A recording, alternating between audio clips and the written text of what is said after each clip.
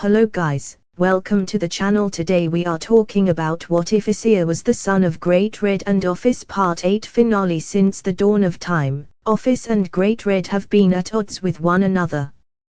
But, what happens when through an inexplicable twist of fate, a new being was born through their conflict? Follow Issei, the third dragon god, on his journey as the world will not be same again. If you enjoy the video, please like and subscribe, it will help us make more videos for you. Now let's begin. Back the clock a few minutes. In the observer room, everyone was watching the fight occurring in the gym. Is Koneko using her senjutsu abilities? Asked a very surprised Sirzex. He knew of her circumstances, and to see her use the abilities that once traumatized her was extremely shocking. Yes, due to her strong desire to help Rias, she found the strength to overcome her fear of her powers and decided to finally use her powers for her king who saved her life. Tiamat helped develop her powers as much as she could. While it's not much, she is able to utilize her abilities at short range, as you can see. Issei explained. I see, said Sirzex with a clear smile on his face. He was very pleased to see how much her peerage cared for his sister. In addition, if Koneko is able to use senjutsu, then they have a great chance of inflicting damage against Riser, since senjutsu disrupts the opponent's ki and cause inner damage to its owner's spirit, thus preventing the enemy from using their abilities. It was one of the best ways to deal with regenerative abilities such as the Phoenix clans. Now, behold, my ultimate technique. They focused back to the match. Dress break. When the three pawns' clothes were shredded, silence permeated the room. You could pretty much hear crickets in the backgrounds. The silence was then broken by Bway ha ha ha ha ha ha ha. Issei was clutching his stomach as he was laughing his ass off so hard that he felt tears coming out of his eyes at what Matsuda just performed. It wouldn't be Matsuda if he didn't do something perverted. The other males in the room had the decency to look away from the screen, trying to respect the girl's modesty as well as the fact that Seraphal and Grafia were glaring at them. Sirzex coughed into his hand and looked towards Issei. Is this what you were training him to do? Even Sirzex couldn't help but stutter when he asked the question. He recalls that his sister told him that the Red Dragon Emperor is a bit of a pervert, but he didn't think it would be to this degree. Issei wiped his tears away as he tried to answer cohesively. Ha ha. I didn't teach him. Ha ha. That he took a deep breath and then continued. He must have learned that during his spare time. Although, it seems he has been using Aisha as target practice. I know she wouldn't mind to help Matsuda, but maybe I should have a heart-to-heart chat with him about how to treat Aisha-chan. He muttered the last part silently.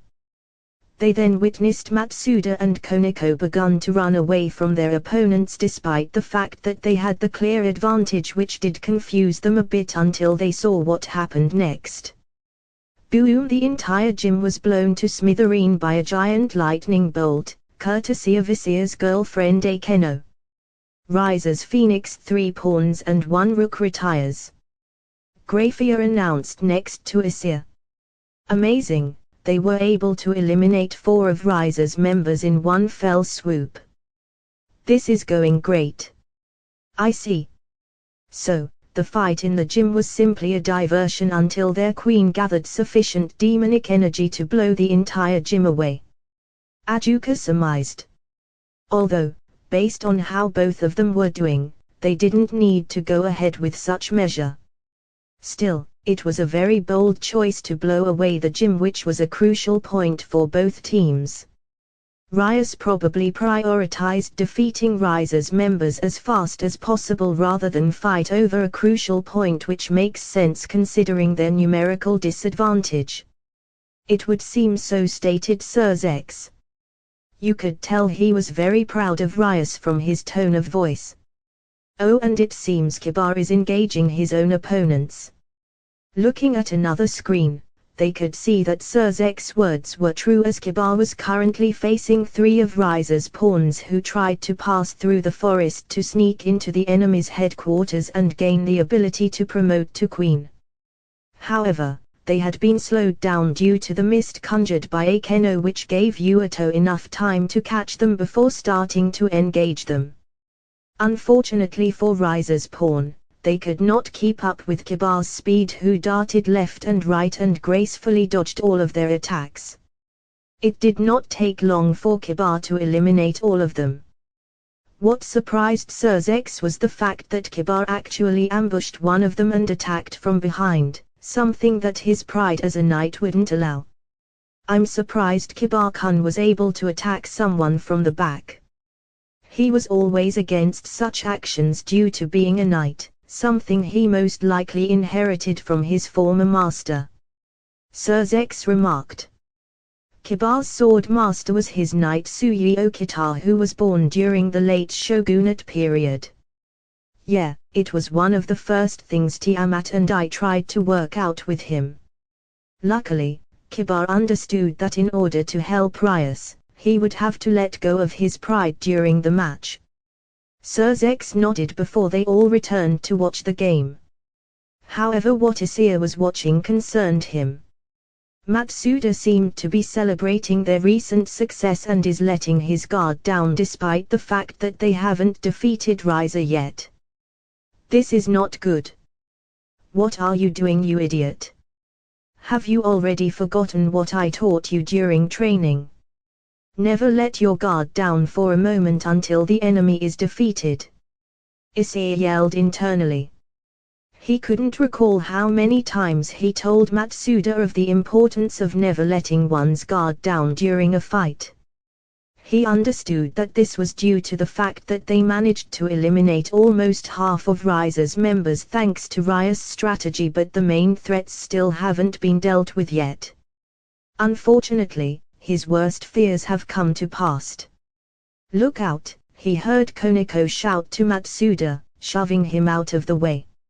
A moment later a huge explosion detonated and Issei could see that Koneko was hit severely. "No!" he shouted in his mind. He looked at the screen and saw that the perpetrator was Risa's queen, who took advantage of the situation and immediately struck out to take them out.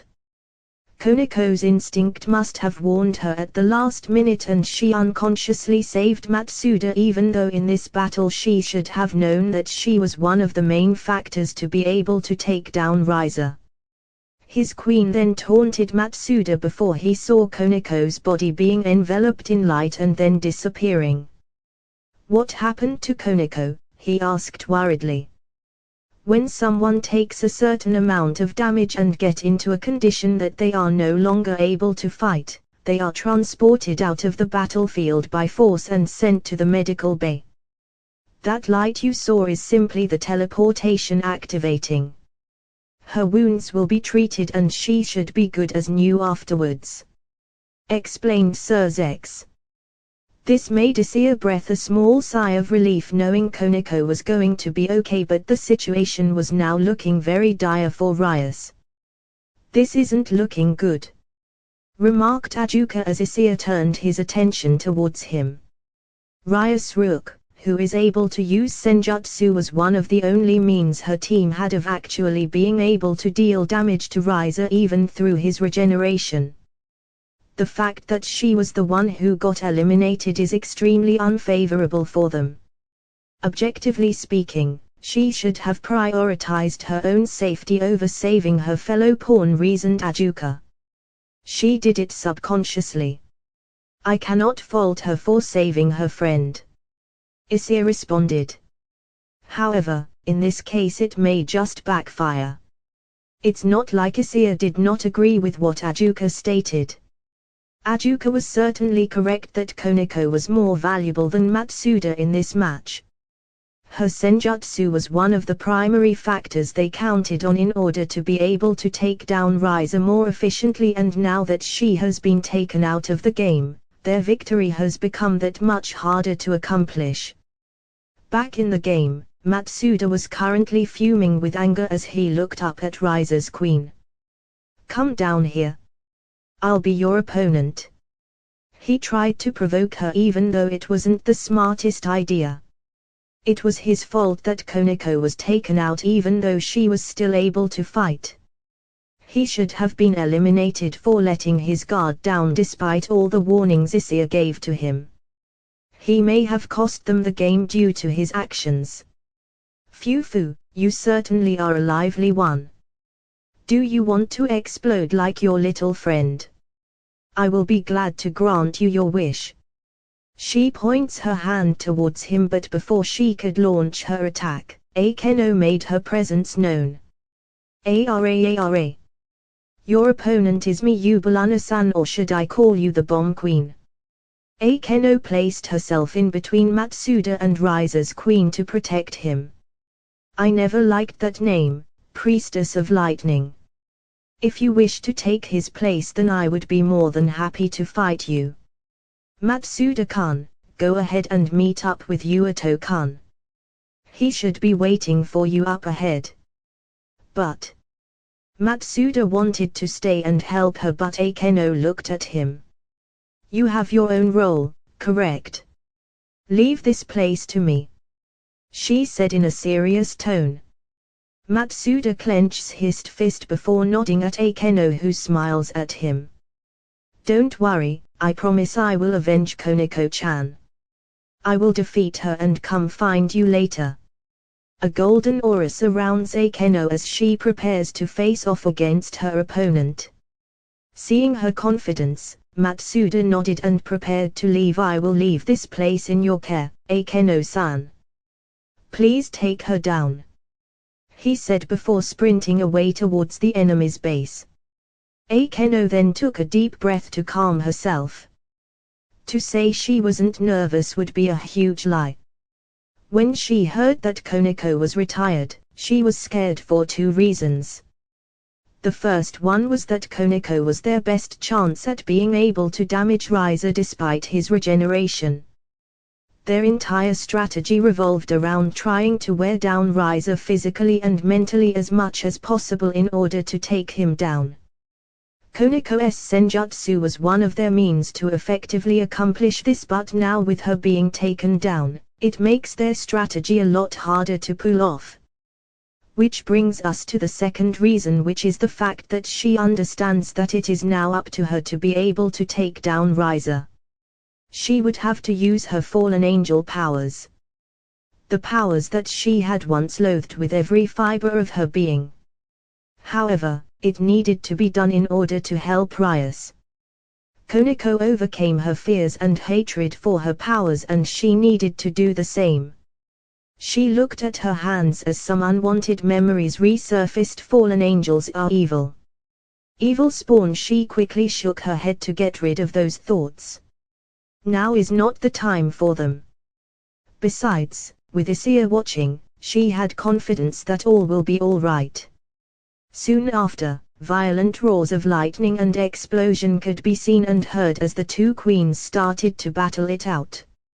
As Matsuda was making his way to the sports court, he spots Kiba waving at him with a smile on his face. Matsuda-kun, over here. Matsuda made his way towards Kiba, who was busy observing the sports court from behind the storage room. Matsuda took a few deep breaths before looking at Kiba with a sad expression. Sorry Kiba, because of me Koneko-chan was. I already know since I heard the announcement. It doesn't bode well for us that she had to retire early.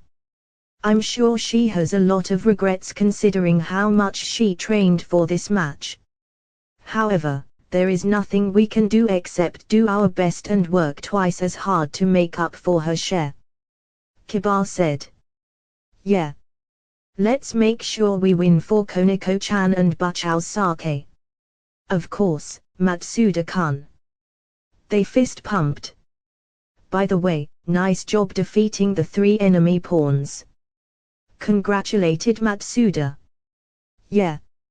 I managed to lure them away from the sports court into the traps we set up earlier. I was trying to lure more of them, however it would appear that the person in charge of this location was quite calm and didn't take my bait. She used her pawns to scout out my abilities, or in this case as sacrificial pawns to see what I was up to. Yeah, Riser's queen did say that it was all right for them to sacrifice a few pieces in order to be able to take us down. Those assholes. Matsuda didn't like the fact that they were using their friends as sacrificial pieces. Anyways, the enemies in charge over here are 1 bishop, 1 knight, 1 rook as well as the remaining 2 pawns. Kiba explained the situation. So, the rest of that bastard's peerage are all over here then. That's a lot of defense. Then again, if we can take them out and Akeno-san takes out the queen, then all that is left will be Riser. Yeah, I'm assuming they put a lot of defense here after we blew up the gym. It just shows how much they are keeping their guard for this place against us. Kiba stated. It makes sense. There were basically 2 paths to their base. The gym and the sports court that is behind the school building. Rias chose to destroy 1 path, which meant that it was natural that they would increase their strength here. Luckily, Akeno is dealing with their queen and Riser is still staying behind, so this would be their best chance at eliminating the rest of his peerage. Kiba saw that Matsuda seemed to be shaking a little bit. Are you nervous? He asked his teammate. Of course I am. There is a lot riding on this fight, and compared to you who has tons of battle experience, I may as well be a grunt. Stated Matsuda nervously. It's his first time fighting in a rating game and he is pretty much a brand new devil. Kiba smiles at him. Look. Kiba shows him his hands and Matsuda noticed that they were shaking. As you can see, I am as nervous as you. While it's true I may have more battle experience than you, this is my first time participating in a rating game where the stakes are incredibly high. I also want to protect Buchao as her knight. That is why, despite the fact that we may be nervous and scared, we cannot show our opponent's event the slightest opening in our guard. Stated Kiba. It's a bit ironic considering that the reason Koneko was eliminated was due to the fact that Matsuda let his guard down, but whatever. Matsuda nodded. They then hear loud voice from a woman. I know you're there. My name is Carlemagne and I have Riser's summer night. I'm bored of waiting it out, so I challenge you to a duel. Night of Gremory.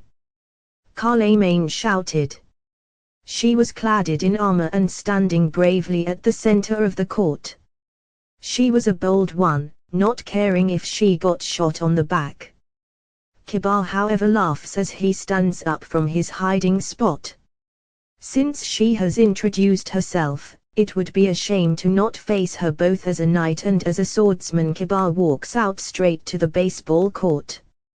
Seeing that their opponents already knew their location, Matsuda also followed Kiba. I'm Rias Gremory Knight, Kiba Yuato, and I'm her pawn Matsuda Suzuki. They both introduced themselves to the female knight, who smiles at them. I'm happy to see that there are warriors amongst your group who would valiantly storm the front lines. It's something only idiots would do, but I love those idiots. Now let's fight. She draws out her sword and points it towards Kiba, who conjures a sword using his sacred gear.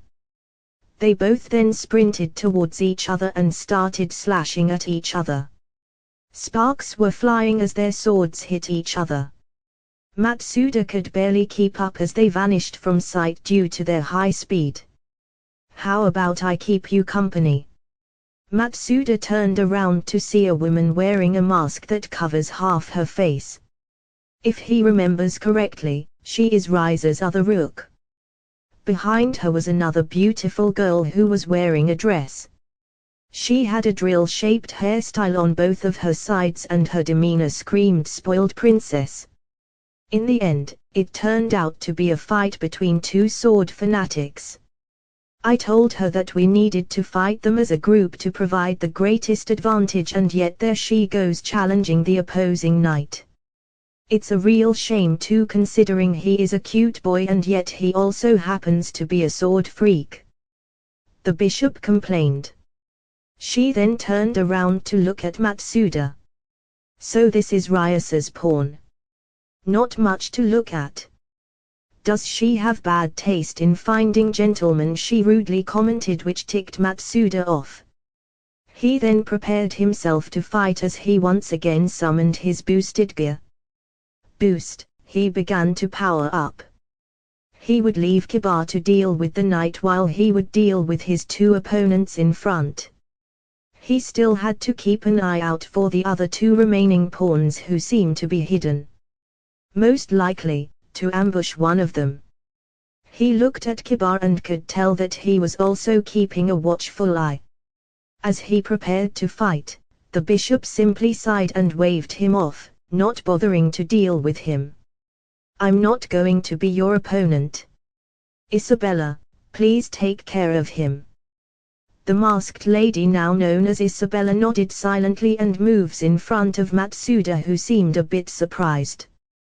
"Wait a minute. Isn't she also going to fight?" he asked, making Isabella shake her head.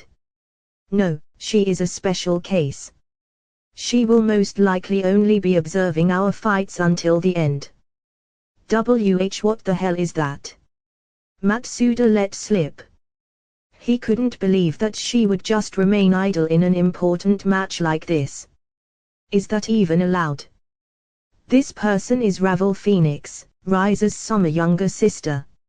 She is participating in Rise's games in order to accumulate experience for the future when she either becomes a king or finds someone's peerage she wants to join. In any case, here I come, Ryus Gremory's pawn, she exclaimed before charging straight at Matsuda. She launched a shift punch at his face, which Matsuda managed to dodge but only barely, as it grazed his cheek. Seeing her primary attack failed, she followed with a series of punches ranging from hooks to body blows. It was here that Matsuda deduced that her fighting style was similar to boxing. She even started using flicker jabs, which was very difficult to deal with since they came at unpredictable angles and places. All Matsuda could do was focus on dodging. "Ho ho, you are able to handle yourself, not bad. You are indeed a worthy opponent, but let's see how you handle this."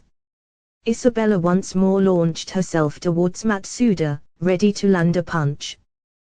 This time Matsuda to dodge properly, however he didn't expect her next move kick. He took the full blow of her kick in his stomach. With his balance destroyed, Isabella sent more and more punches his way. Boost. Despite having boosted several times already, he was still unable to deal with her. Each of her strikes were incredibly heavy thanks to the power granted to her by the rook piece. Amazing. To think you are still able to remain standing after my assault. It seems Ryus Gremory has trained you very well, especially your stamina. In a serious fight, the most important aspect is the amount of stamina one possesses, due to the fact that you consume tons of stamina during a battle, including concentration. Isabella praised him. "I guess so," he replied, but inside his mind, he was greatly thanking Issei for the training. He had indeed gone through grueling training, and it was thanks to him that he had a lot of stamina. "My team and I went through torturous training in order to become strong enough to be able to defeat your king. I may be the weakest member and the least experienced in my team, but I will defeat you and help give Buchao the victory and freedom she deserves," Matsuda declares, which seemed to earn him a smirk from Isabella. "Very well then, let's continue." However, before they were about to face off again, they were interrupted by the sound of wind. They looked to the side and noticed the knight's battle had moved towards them. Kiba had been using his holy eraser, a darkness blade that consumes light, against his opponent, but it seems to have been blown away by Carlemane's flaming sword. "Your sacred gear will not work on me, Knight of Gremory. My sword surpasses your ability." She started berating. Kiba, however, did not seem bothered about it and simply smirked. Is that so? Then I should probably warn you that you haven't seen the full capabilities of my sacred gear. You should admit defeat when you can. It's unsightly for a swordsman to freeze. Carlemagne was interrupted when Kiba activated his sacred gear once more. However, his sword became a blade of ice. In front of this sword, flame delete, all types of fire will disappear, Kiba stated. To prove his point, he slammed his blade into her flaming sword, and just as he stated, the flames from her sword immediately vanished upon contact. This sword was something he had come up with during training with some advice from Issei. Yo Kiba, based on what you told me, your sacred gear is able to create any type of demonic sword. Is that correct? Yes, Issei-kun, I see. In that case, do you think you can create a sword which can absorb or dissipate fire? With this blade, you would be able to support your team by managing Riser's flames. Even if you cannot damage him, you can severely restrict the damage he could inflict on the team. The main strategy involves all of you being able to attack him at once, so being able to mitigate the amount of damage he can strike back with will severely help the team. Issei had gone on to explain the benefits of creating such a sword, and Kiba immediately begun creating it. This was the fruits of his labor, and it was great to see it pay off. Carlemagne, on the other hand, was incredibly shocked at what just occurred. Impossible, are you telling me you have two sacred gears? She yelled as she conjured her flames around her sword once more and begun swinging wildly at Kiba. She was clearly beginning to get impatient as she started swinging wildly at Kiba, not being able to believe what just happened. That was a big mistake on her part. The instant her sword touched Kiba's, it began to freeze until it breaks and disappears. Carlemagne went wide-eyed before she immediately discards her sword and pulls a new one. If you think this is all I can do, then you are sadly mistaken. We are members of the household of Phoenix that rule over fire and wind. Take this, she shouts as she puts her sword up. A whirlwind of fire began to gather around the baseball court, with both of them standing in the center. That Carlemagne. Has she forgotten that her allies can get caught up in her attack? Ravel complained as Isabella quickly got in front of her to protect her. Kiba's sword started to melt from the extreme heat, but he still didn't seem bothered by it. Replenish calm, he stated with a calm voice. Suddenly, the winds began to be absorbed into Kiba's sword. In a few seconds, the whirlwind for fire was gone as though it never existed. This is impossible. Do you possess multiple sacred gears? Carlemagne stated in shock. She couldn't believe what was happening in front of her eyes. Kiba merely shakes his head at her question.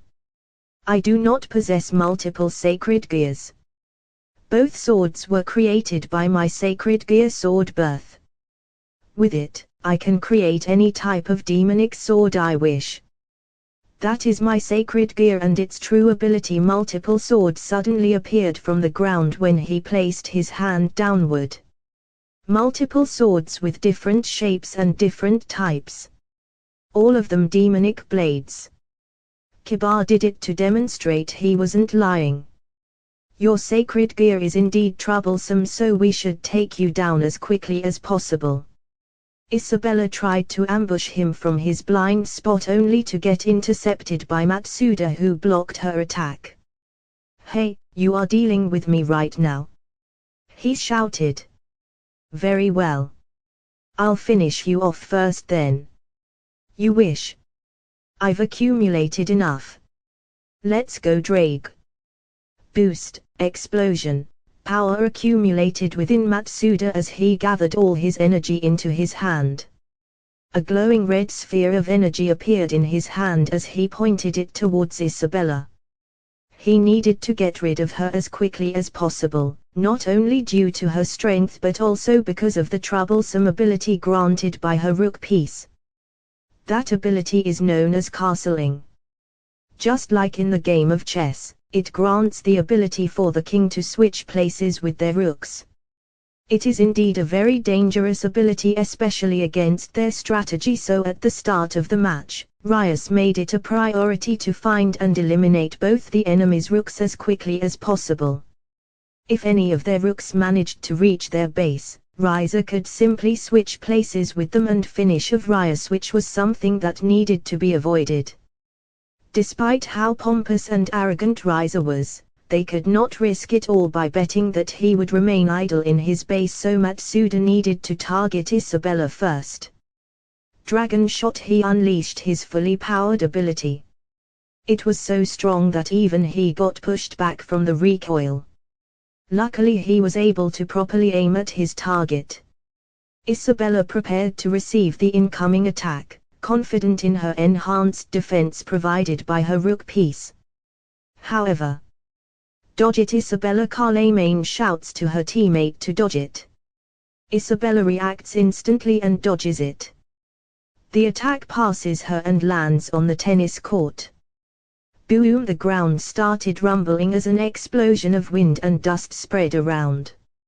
In an instant, Matsuda had completely obliterated the tennis court.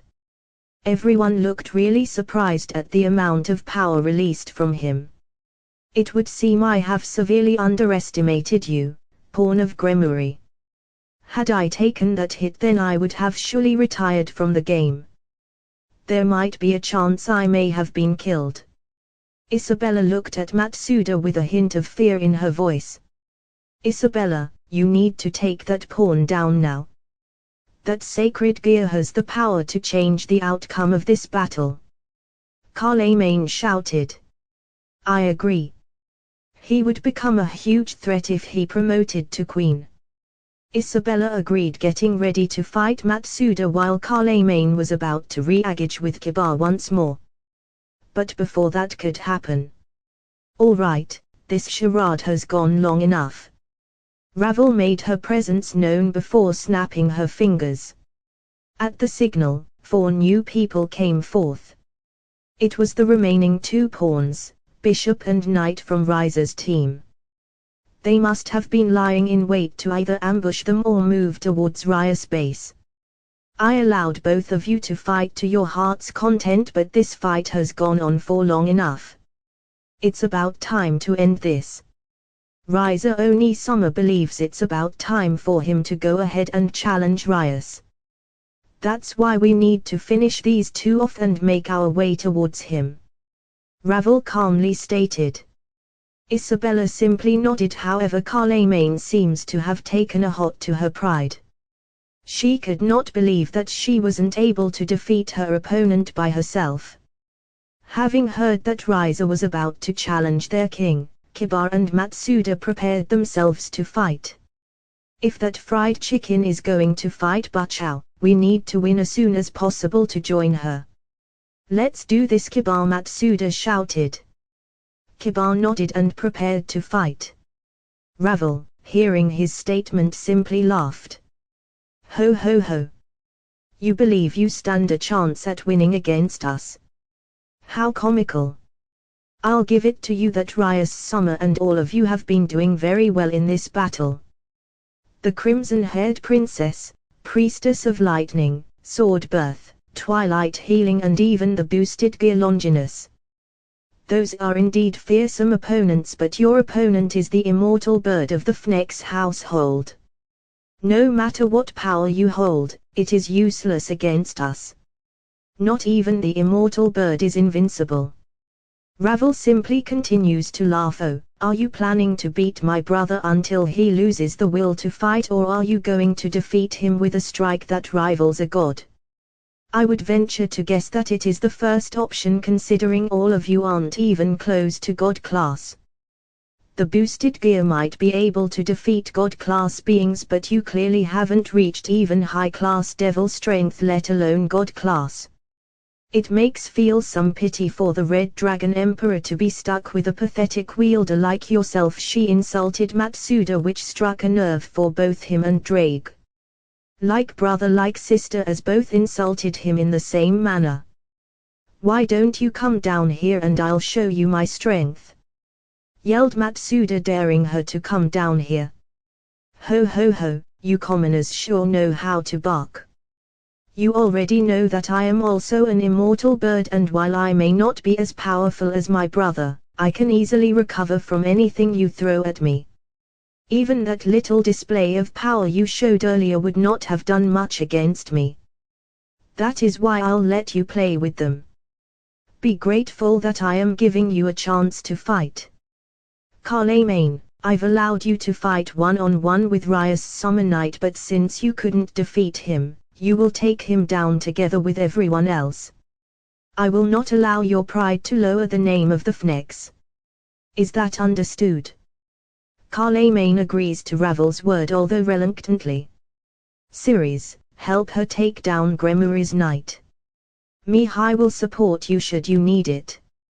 Meanwhile Ni and Lee will help Isabella defeat the enemy pawn. Make sure to take them down in the name of the Fnex. Everyone nodded as they immediately initiated on their opponents. Damn it! Shouted Matsuda as he was now assaulted by the twin beast girls. Despite being pawns, they had insane speed and their coordination was impeccable. As a result, Matsuda started taking multiple hits to his face, stomach and different parts of his body. Boost! He started gathering power as he tried desperately to dodge the incoming assault, and he still needed to pay attention to Isabella, who is no doubt itching to land the finishing blow on him. Ni. Lee. Be wary of his boosted gear.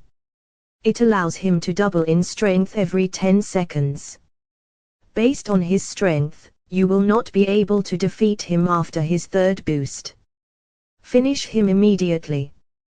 He cannot fight while he is gathering power, so strike him down as fast as possible. Also be wary, he seems to have a shameless ability to destroy your clothes upon touch. Ravel dishes out commands to the twins. The twins, upon hearing that, looked at Matsuda in disgust. Beast disgusting, shut up, and how the hell did you know that when you weren't at the gym? He shouted, wondering how they knew. Ravel tapped into her ears. Did you think your team was the only with means of communication? Before they retired, Il and Nell, whom you fought, warned us of your disgusting ability. Swish! Matsuda immediately dodged an incoming attack from Isabella. If he had taken that blow, it might have been game over. She really likes to blindside her opponents. The twins then darted towards him, sending a barrage of hits that he narrowly evaded. Matsuda was able to spot Kiba for a moment and noticed that he too wasn't doing so well. He had to face the onslaught of both the enemy knights. He already had several scratches across his body, but luckily none too severe to restrict his movements. Both knights, despite having different personalities, worked very well together as they attacked him from both sides, and whenever he was about to gain an advantage over one of them, the supporting bishop would immediately intervene to save her teammates. I'm impressed you are both able to handle yourselves against 3 opponents at once. You are indeed strong, and given a few more years, no months of experience and training, you would have no doubt defeated us. However, you will be running up on fumes very soon, and it will be our victory, Isabella stated as she praised the both of them.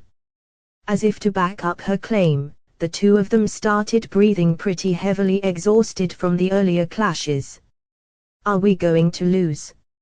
Matsuda thought as he tried to reclaim his breath. If we lose, Bachao will, with that bastard.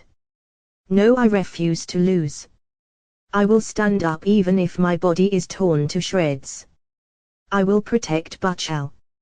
I won't lose. I can't lose.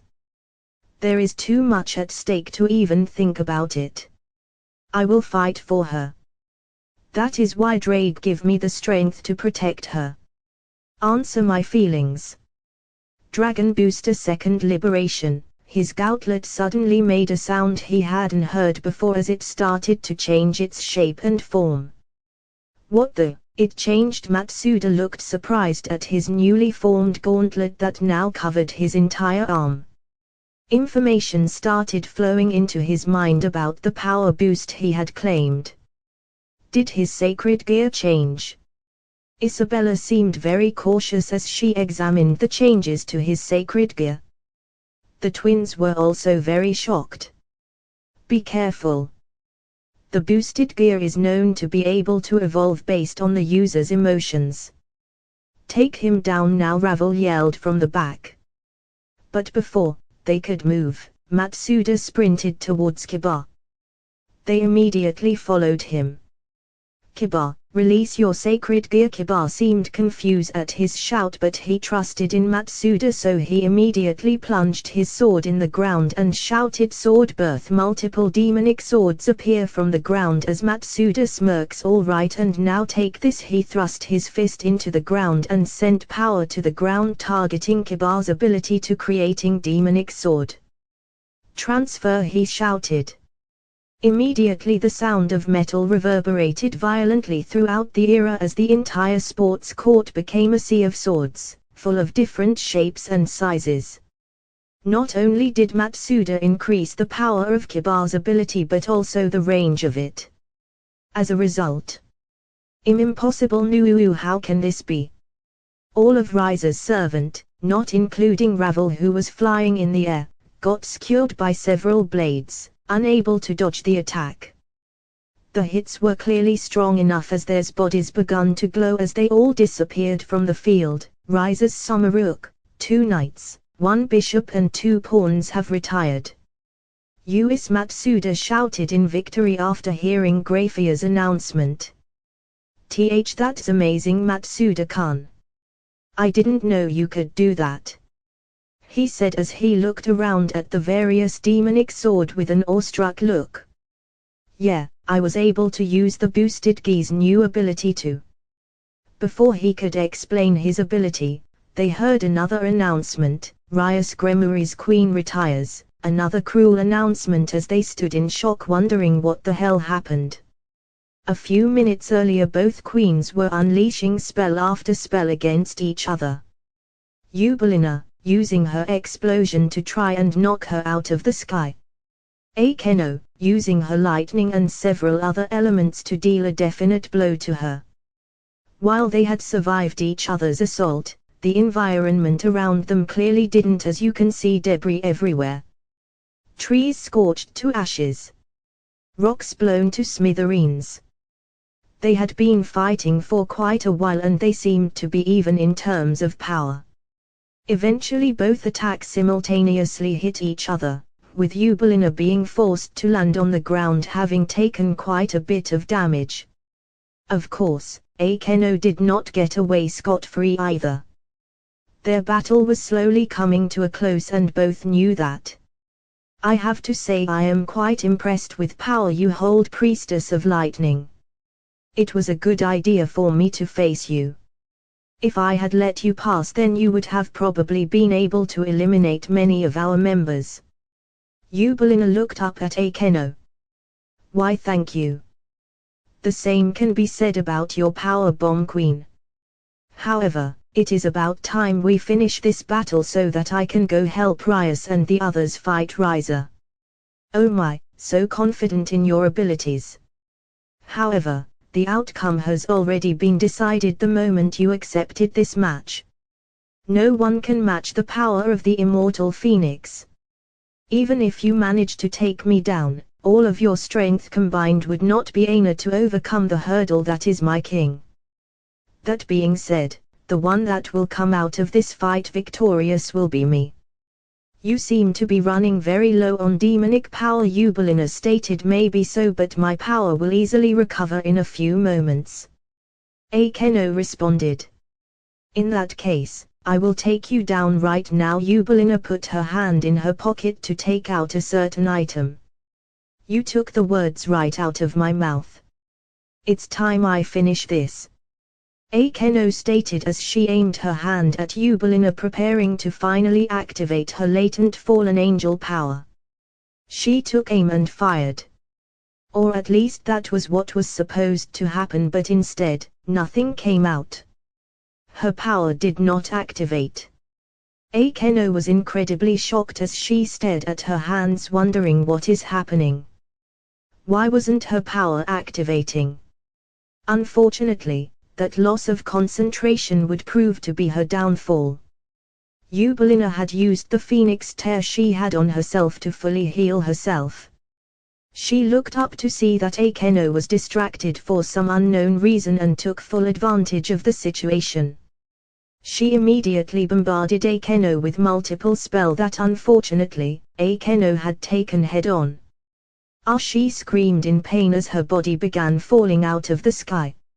I don't know why you lost focus, but it was your mistake. Just like I told you before, our victory is all but assured. Eubelina mocked Akeno as her body began to glow with the light of retirement. Damn it. I'm sorry Butchal. I'm sorry everyone. I'm sorry Issei was her final thought before she was retired from the game, and with it any chance of victory. Rias Gremory Queen retired. Seeing Akeno being blasted out of the sky by Rise's queen pained Issei greatly as he clenched his fist as the light of retirement enveloped his mate.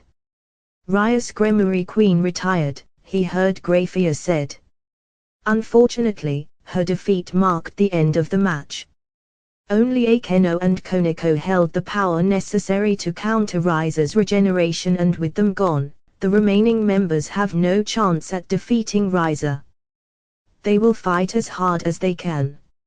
Of that he is sure, but they are not yet strong enough to wear down the regenerative power that a phoenix possesses. Rias hasn't mastered her power of destruction. Aisha has barely begun to train in her abilities.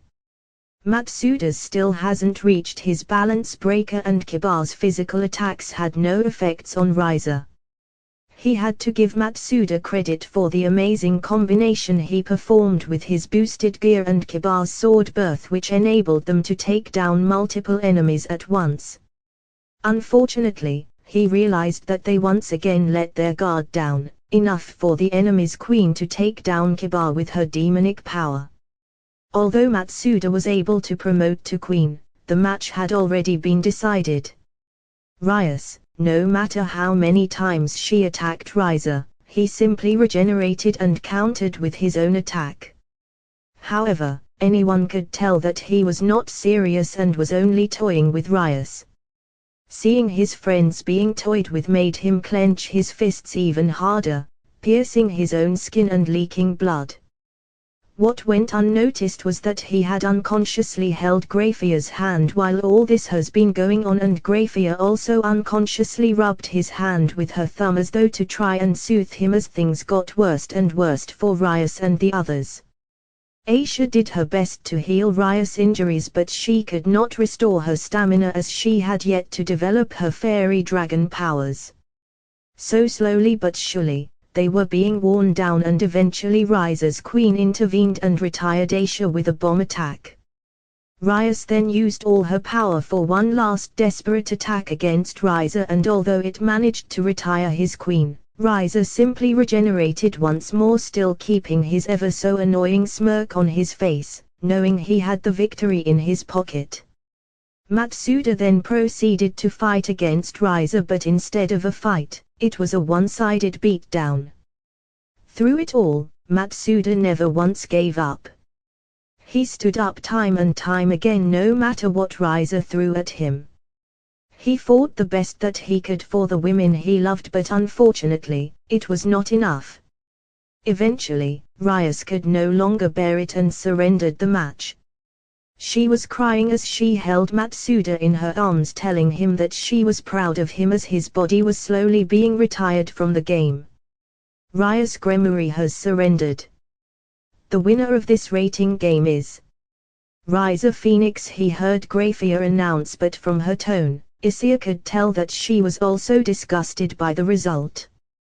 Sirzex could do nothing but close his eyes in sadness at seeing the match slip away from his sister's clutches along with her happiness. Seraphal looked to her husband with worried eyes as she grabbed his hand, overlapping her fingers with his. Sirzex opened his eyes and looked at her, a small smile gracing his lips as he appreciated her concern. However, that didn't stop him from feeling not only disappointed but also angry at the outcome. Yet, he could do nothing to intervene due to his status as a Mao.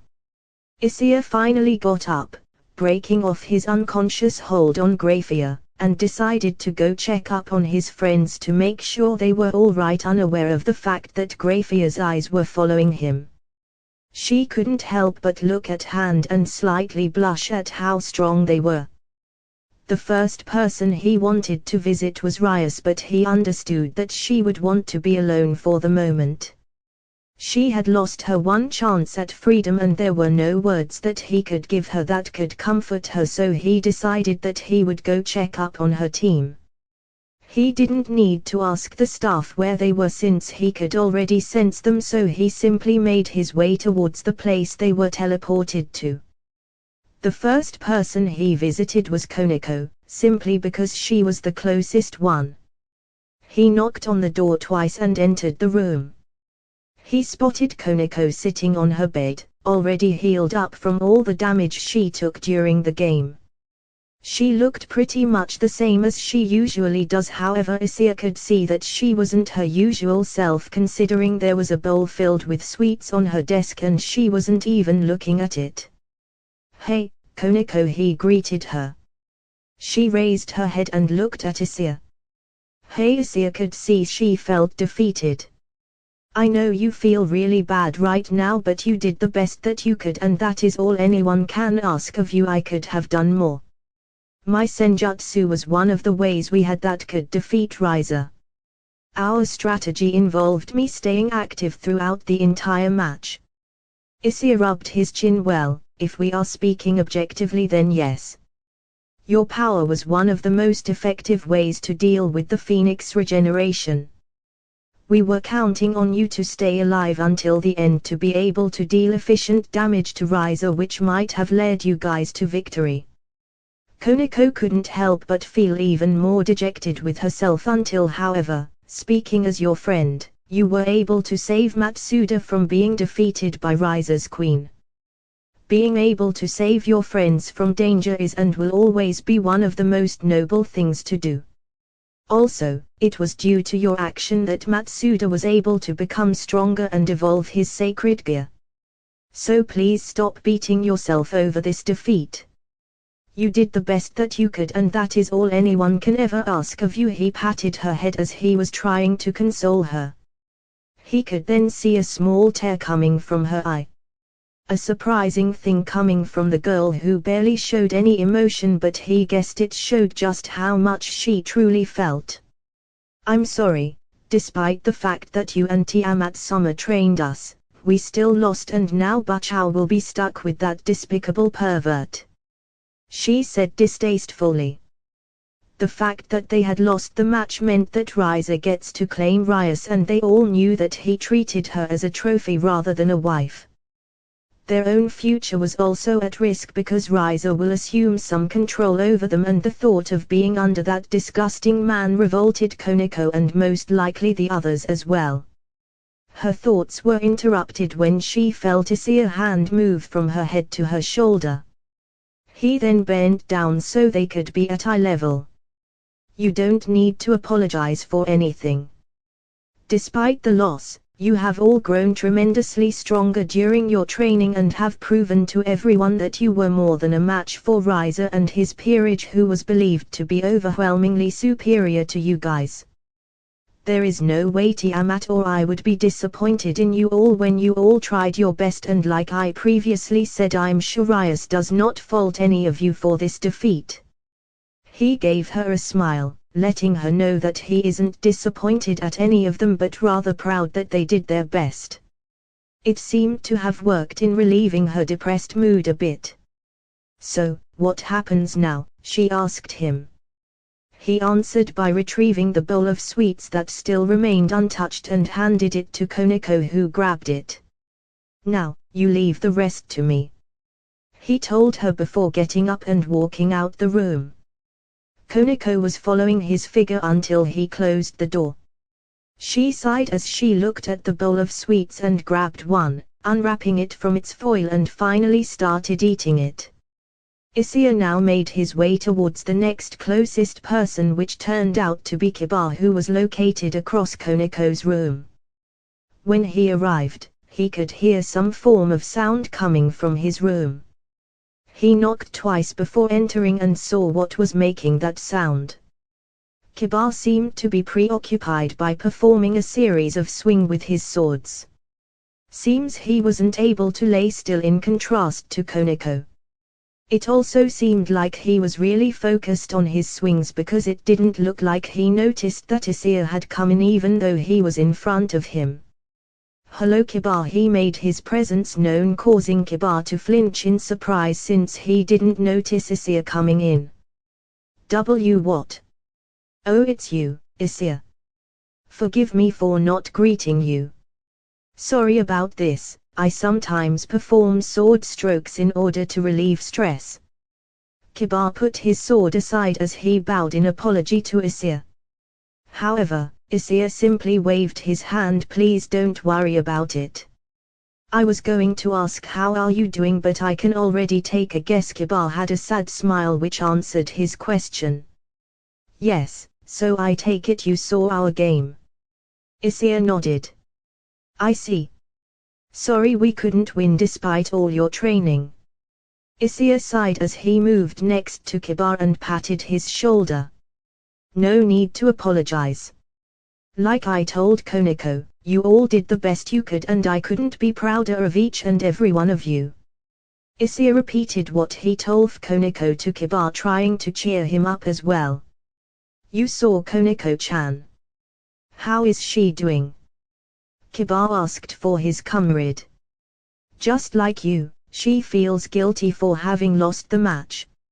I'm also going to check up on everyone else. However, none of you should bear any guilt for the result of this match, and I'm sure Rias wouldn't want you to." At the mention of Rias, Kiba looked down in shame. "I failed as Rias Gremuri's knight. I was supposed to protect her, but, in the end, I got myself eliminated and gave Matsuda a greater burden on his shoulders. I am ashamed of myself for having let my guard down. I'm a failure as a knight. Matsuda-kun was more of a knight than I was. He fought all the way to end and defended Rias, which should have been my duty," he solemnly stated, clearly infuriated with himself for having failed his king. "You didn't fail, Kiba. In fact, if we look at the game in its entirety, both you and Matsuda were the ones who eliminated most of Risa's peerage. In fact, I was extremely impressed with the combination move you both performed that caused many of that bird's peerage to retire.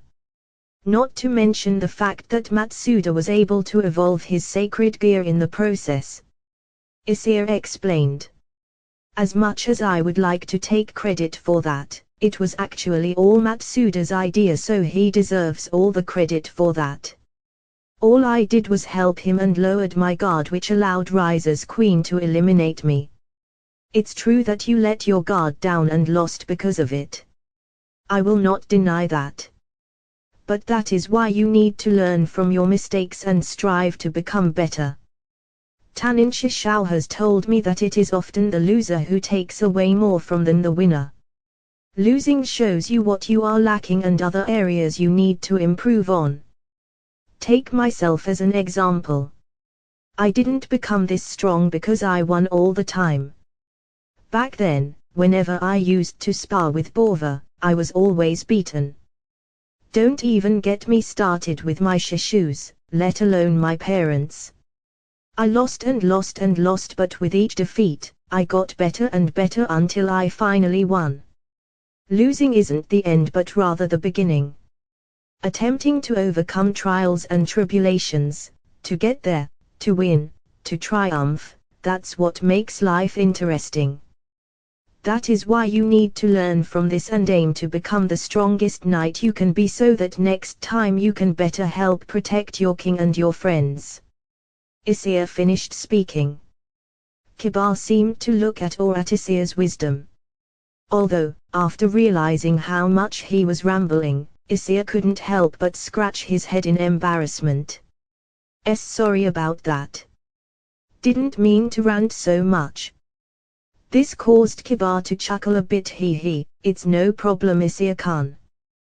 Besides, you are absolutely correct. Still, due to our loss, Bachao just lost her freedom. He felt awful that his king was now in the clutches of that despicable riser and there was nothing more he could do about it. Don't worry. Just leave it me. Issei parted as soon as he said those words, but not before he heard Kiba mutter thank you, which made him smile. He then made his towards Matsuda's room only to notice that his door was partially opened, meaning someone else must have entered his room. He opened it slightly without making any noise. Immediately he noticed who had previously entered. It was Issei, who remained by Matsuda's side as she healed the remaining of his injuries. Out of everyone, he is the one who took the most damage, having taken Riser's one-sided beatdown over and over. Luckily, it wasn't life-threatening, and if Issei knew one thing about Matsuda is that he was resilient and had plenty of endurance. He managed to survive his training with him and Tiamat after all. Matsuda, noticing Issei had come to visit, tried to get up from his bed, only to have Issei tell him that she wasn't done healing him. You don't need to force yourself. You have been quite severely injured, so it's best if you let Issei-chan heal you before getting out of that bed. Issei said, worried for his friend. Matsuda nodded as he laid back down on his bed. I take it you saw our disappointing match. I wouldn't call it that. You all performed extremely well despite overwhelming odds. That is especially true for you, Matsuda. I was incredibly impressed when you managed to evolve your sacred gear and used it to defeat most of the bird's peerage. It's very surprising considering that you have only been resurrected as a devil a couple of months ago. Issei tried to compliment him to cheer him up, but it obviously didn't work. But we still lost, he stated in a depressed tone. You did, but as I told Kiba and Koneko, it was not your fault. Wasn't it? It was my fault that Koneko-chan got eliminated way too early. She was supposed to be our main arsenal against our opponent's regeneration, and yet because I let my guard down, she paid the price. She should have let me be taken out and have been the one to face Riser at the end.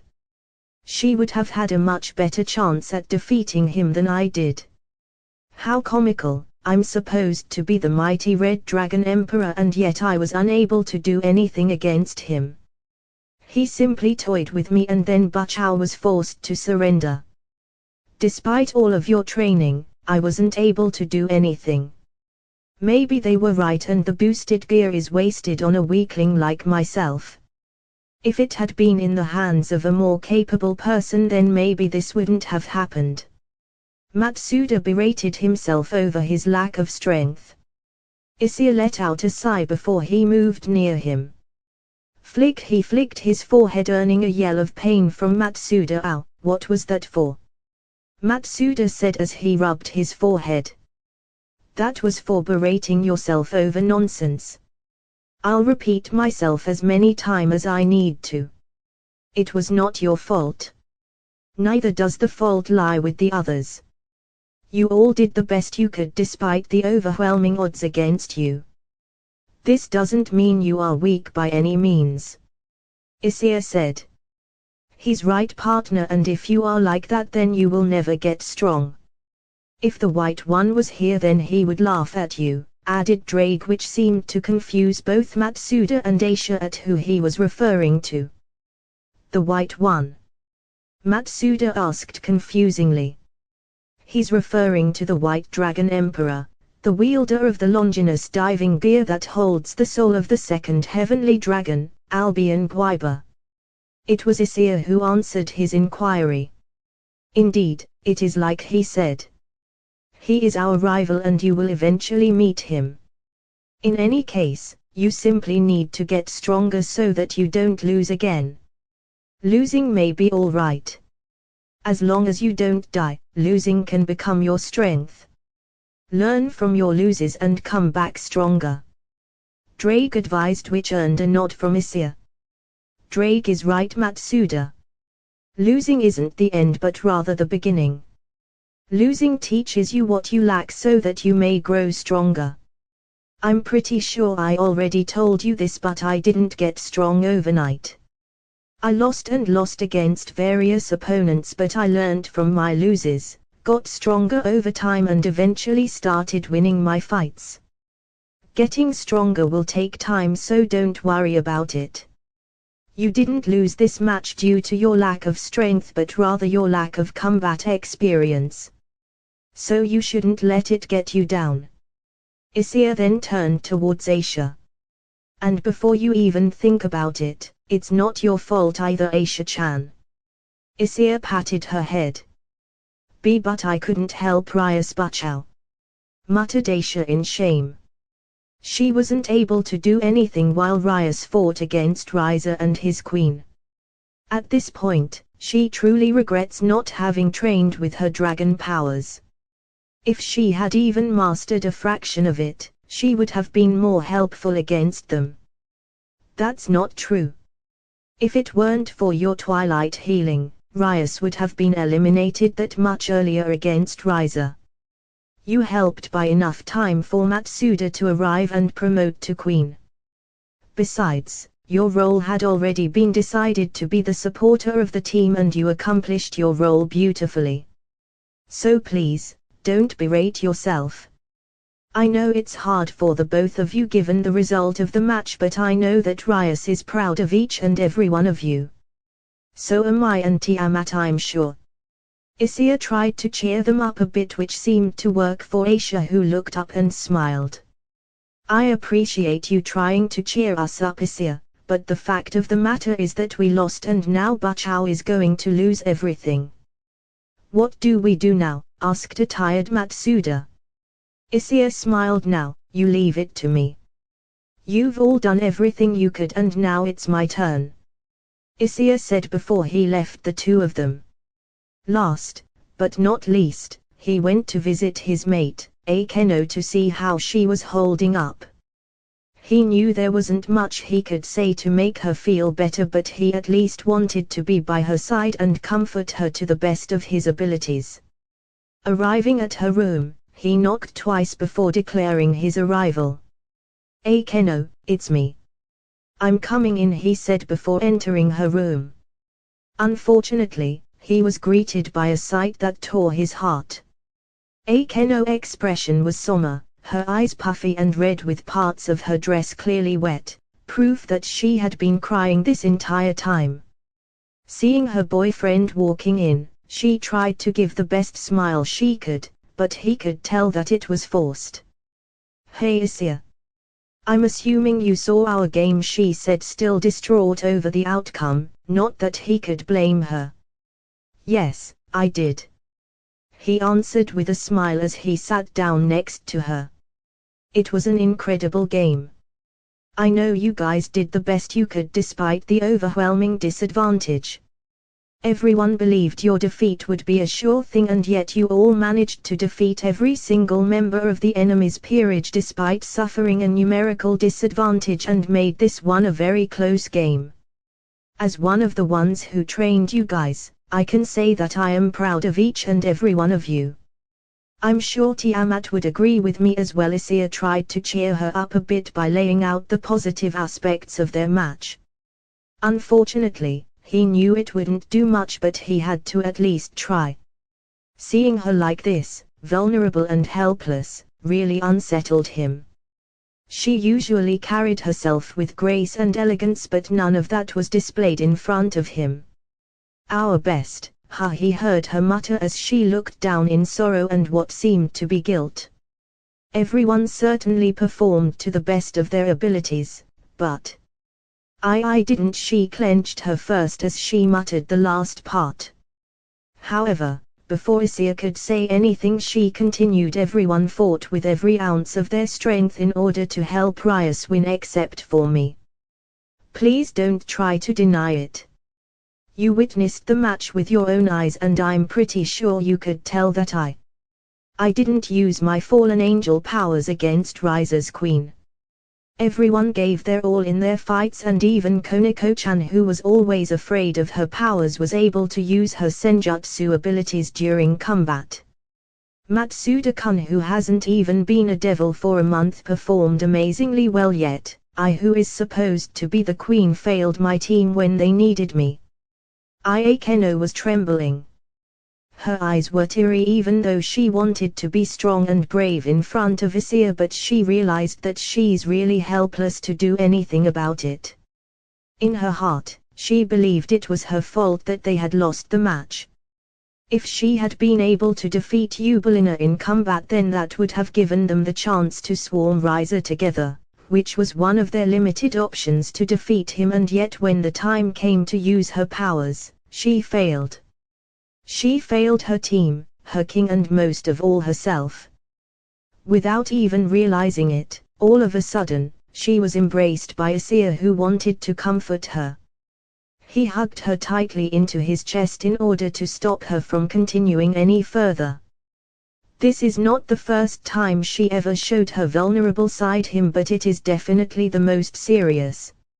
She clutched his shirt as the tears came rolling down her face. Unable to hold it in anymore, she blurted out her feelings.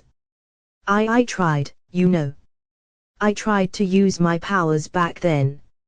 I resolved myself, before the game started, that if push come to shove, that I would use my powers for the sake of Rias, who offered me a brand new life when I thought I reached the end of the line, to win her freedom from that jerk.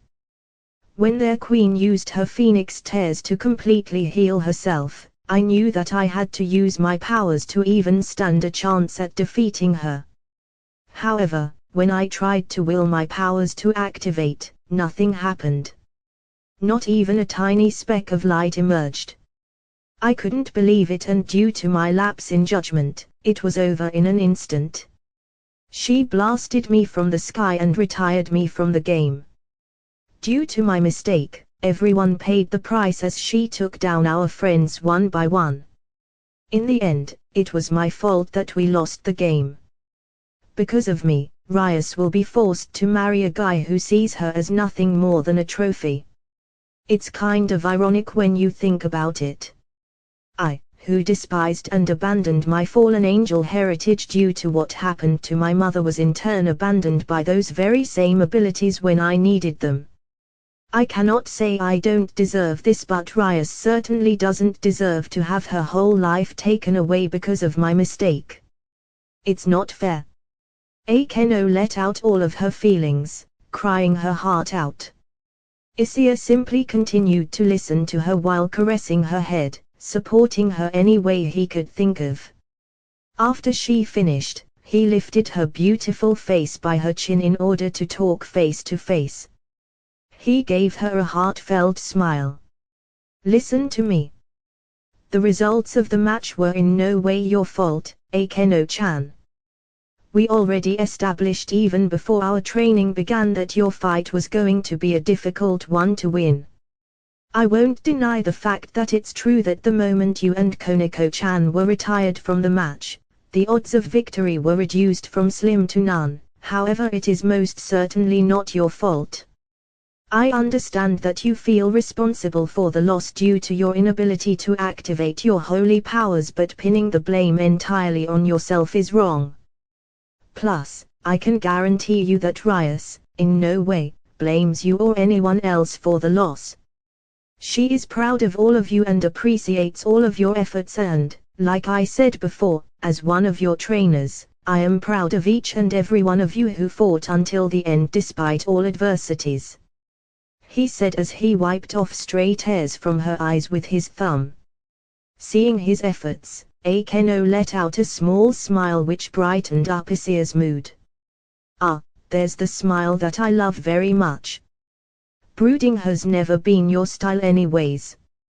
He teased, which made her giggle. Hey, anything to cheer her up worked fine in his book. So, what happens now? She asked him.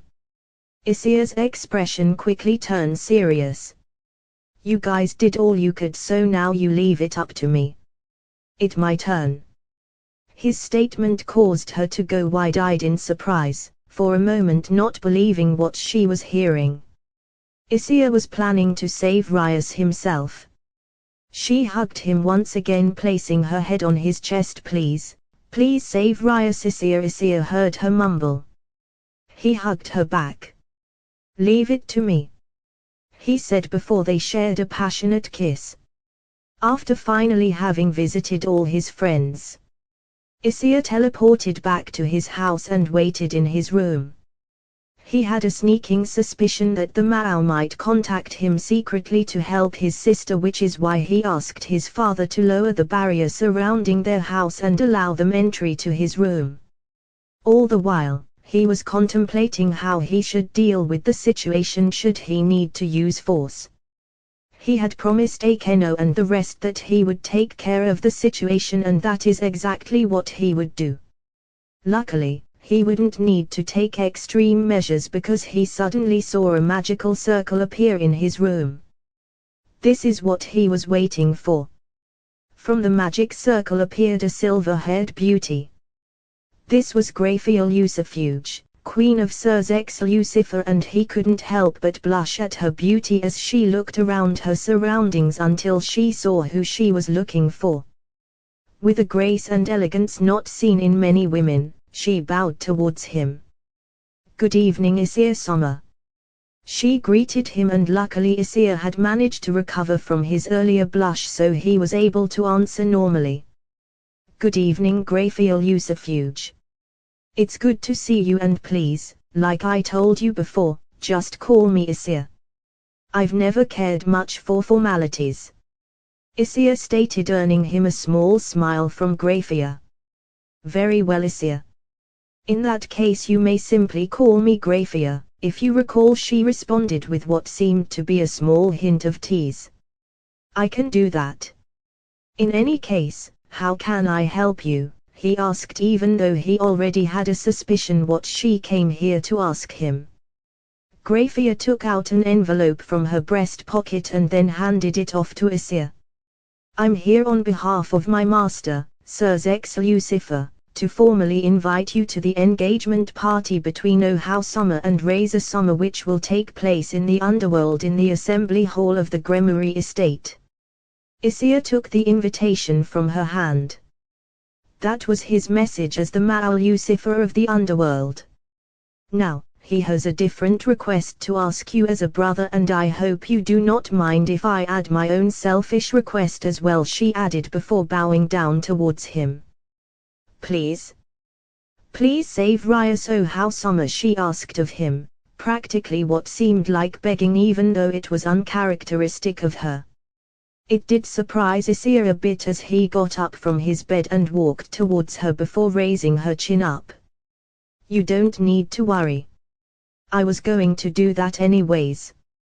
I promised everyone that I would help Rias, and a dragon never goes back on his word, so please cheer up. He smiled at her, to which she reciprocated as they both were lost in each other's gaze. Until they heard a sound coming from the door. Ahem. Am I interrupting anything? Ophis coughed to gain their attention as she looked at the pair with a smirk. Both of them blushed before immediately separating from each other. No, it's not what it looks like. Anyways, Mom, allow me to introduce you to Graphiel. She is the Queen of Surzex Lucifer's peerage. Graphiel, this is my mother Ophelia Hiauda. Issei quickly got a hold of himself before introducing Graphiel to his mother. He introduced her by her alias in the human world. He couldn't just reveal her true identity or it might cause some trouble. Greetings, Mrs. Ophelia. It's a pleasure to meet you, and as your son stated, my name is Graphiel Yusufuge, Surzek's summer queen and maid to the Gremory household. She bowed gracefully as she introduced herself. Ophis nodded. Nice to meet you as well. Now, I'm assuming you're here in regards to Lucifer's younger sister. Have you finished your discussion? Indeed it was. I have already delivered the invitation. The upcoming wedding will take place in 2 days in the Phoenix household, and the invitation will teleport you to the front entrance where I will guide you to the main hall. Graphiel explained to Issei, who nodded. Ophis then intervened. I think I will join you as well. What? Issei was shocked when she dropped that bombshell. Why, you don't need to. I can handle myself pretty well. I know you can. I just want to. Ophis calmly replied. Issei sighed and just gave up.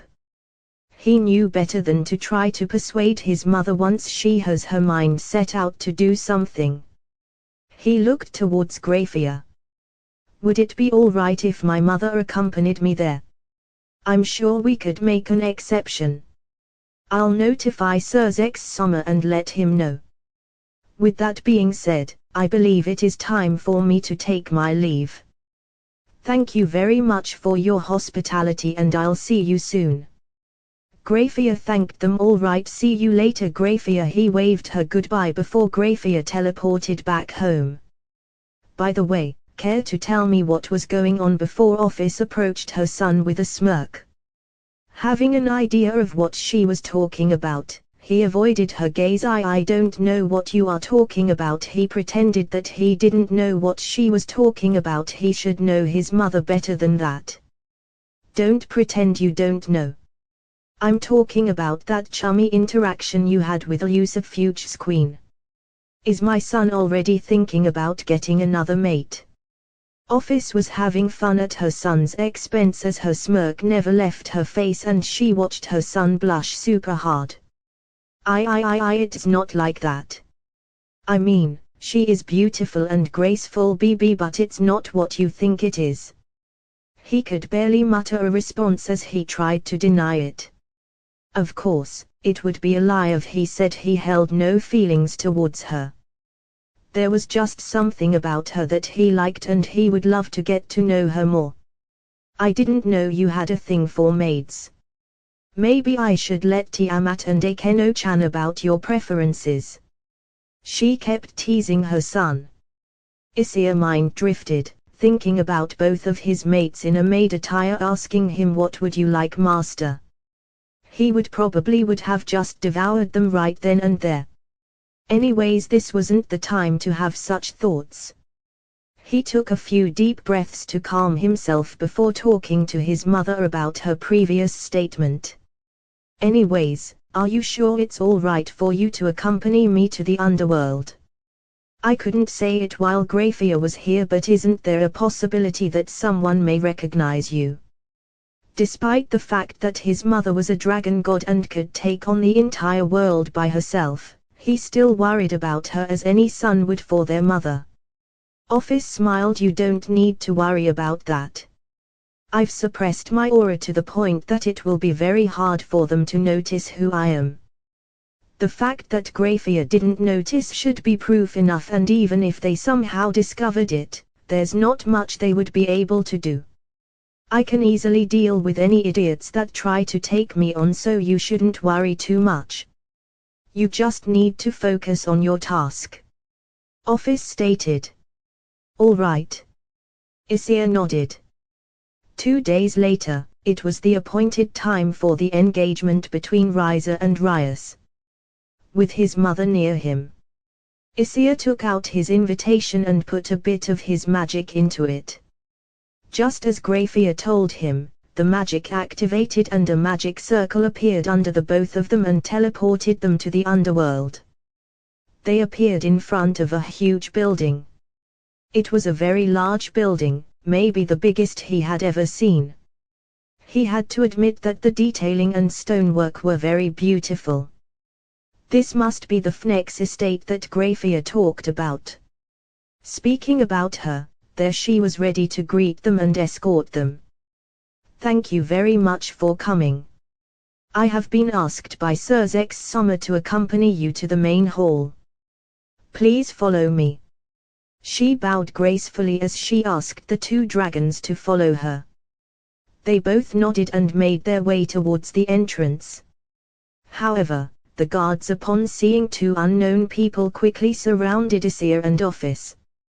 "Halt, you are trespassing into the FNEX territory. We have not been given permission to allow anyone through without the explicit order from a FNEX member.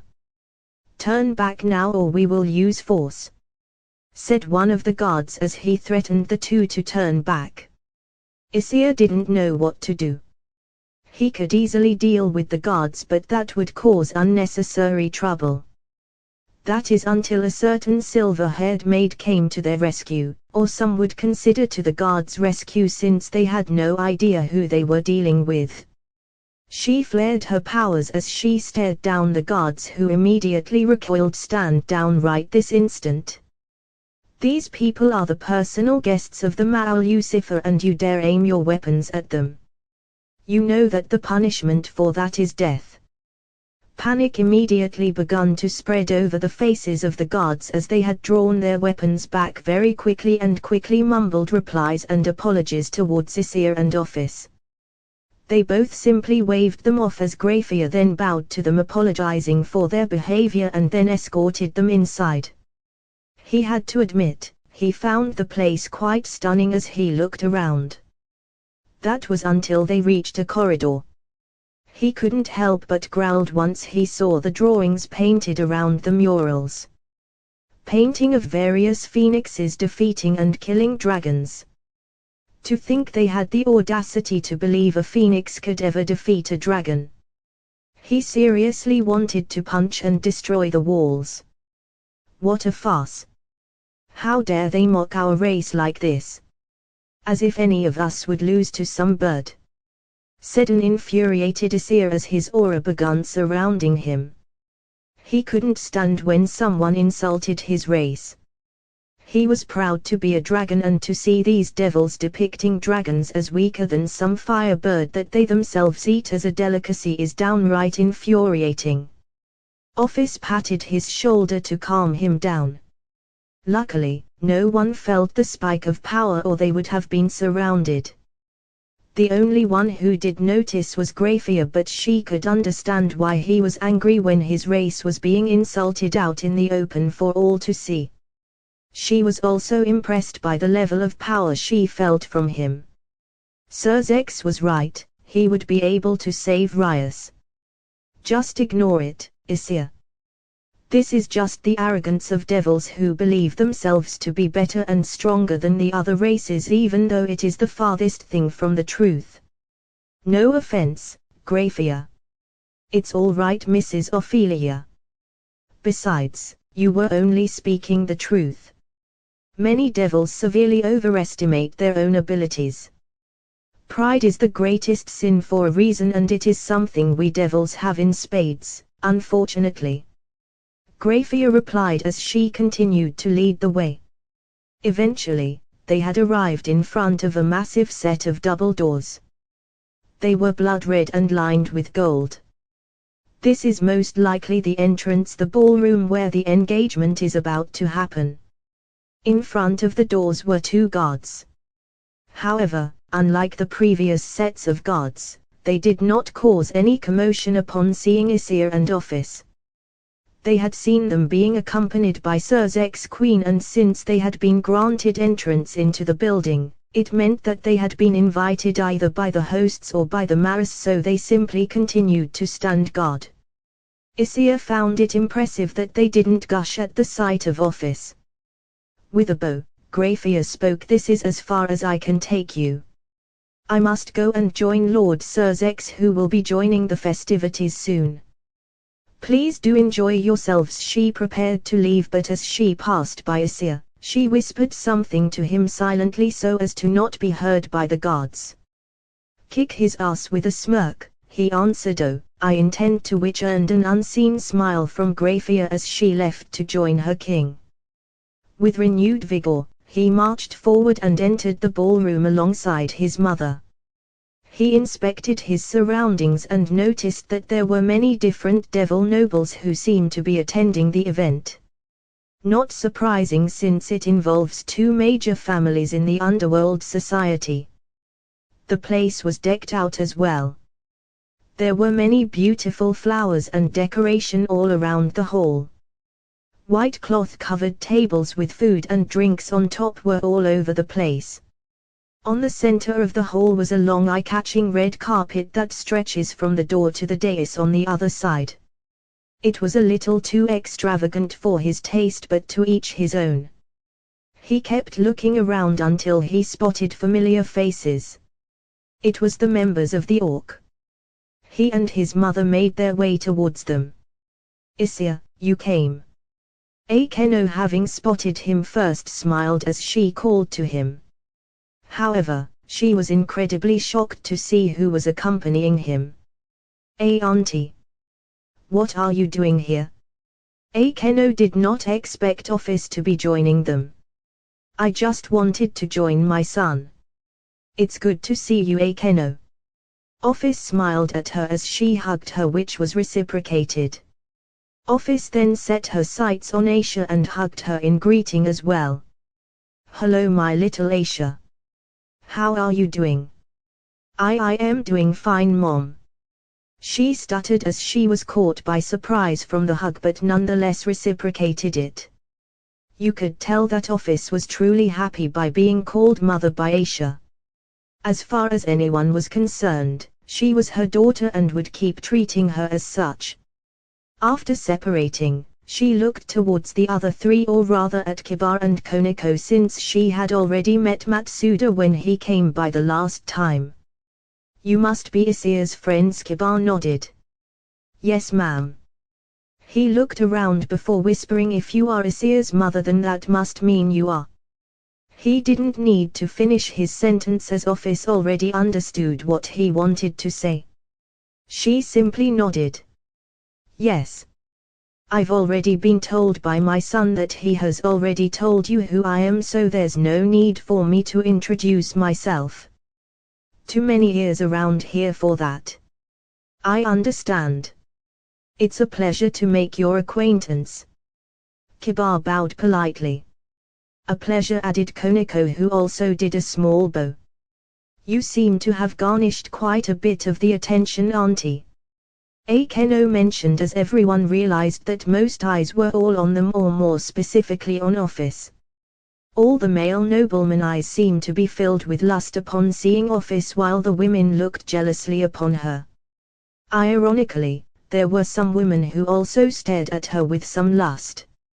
Issei seriously wanted to teach them a lesson in manner, however it was interrupted when a servant announced the arrival of the Maras. Announcing the arrival of Ma'al Lucifer, Ma'al Leviathan, Ma'al Beelzebub, as well as the Queen of Lucifer's peerage.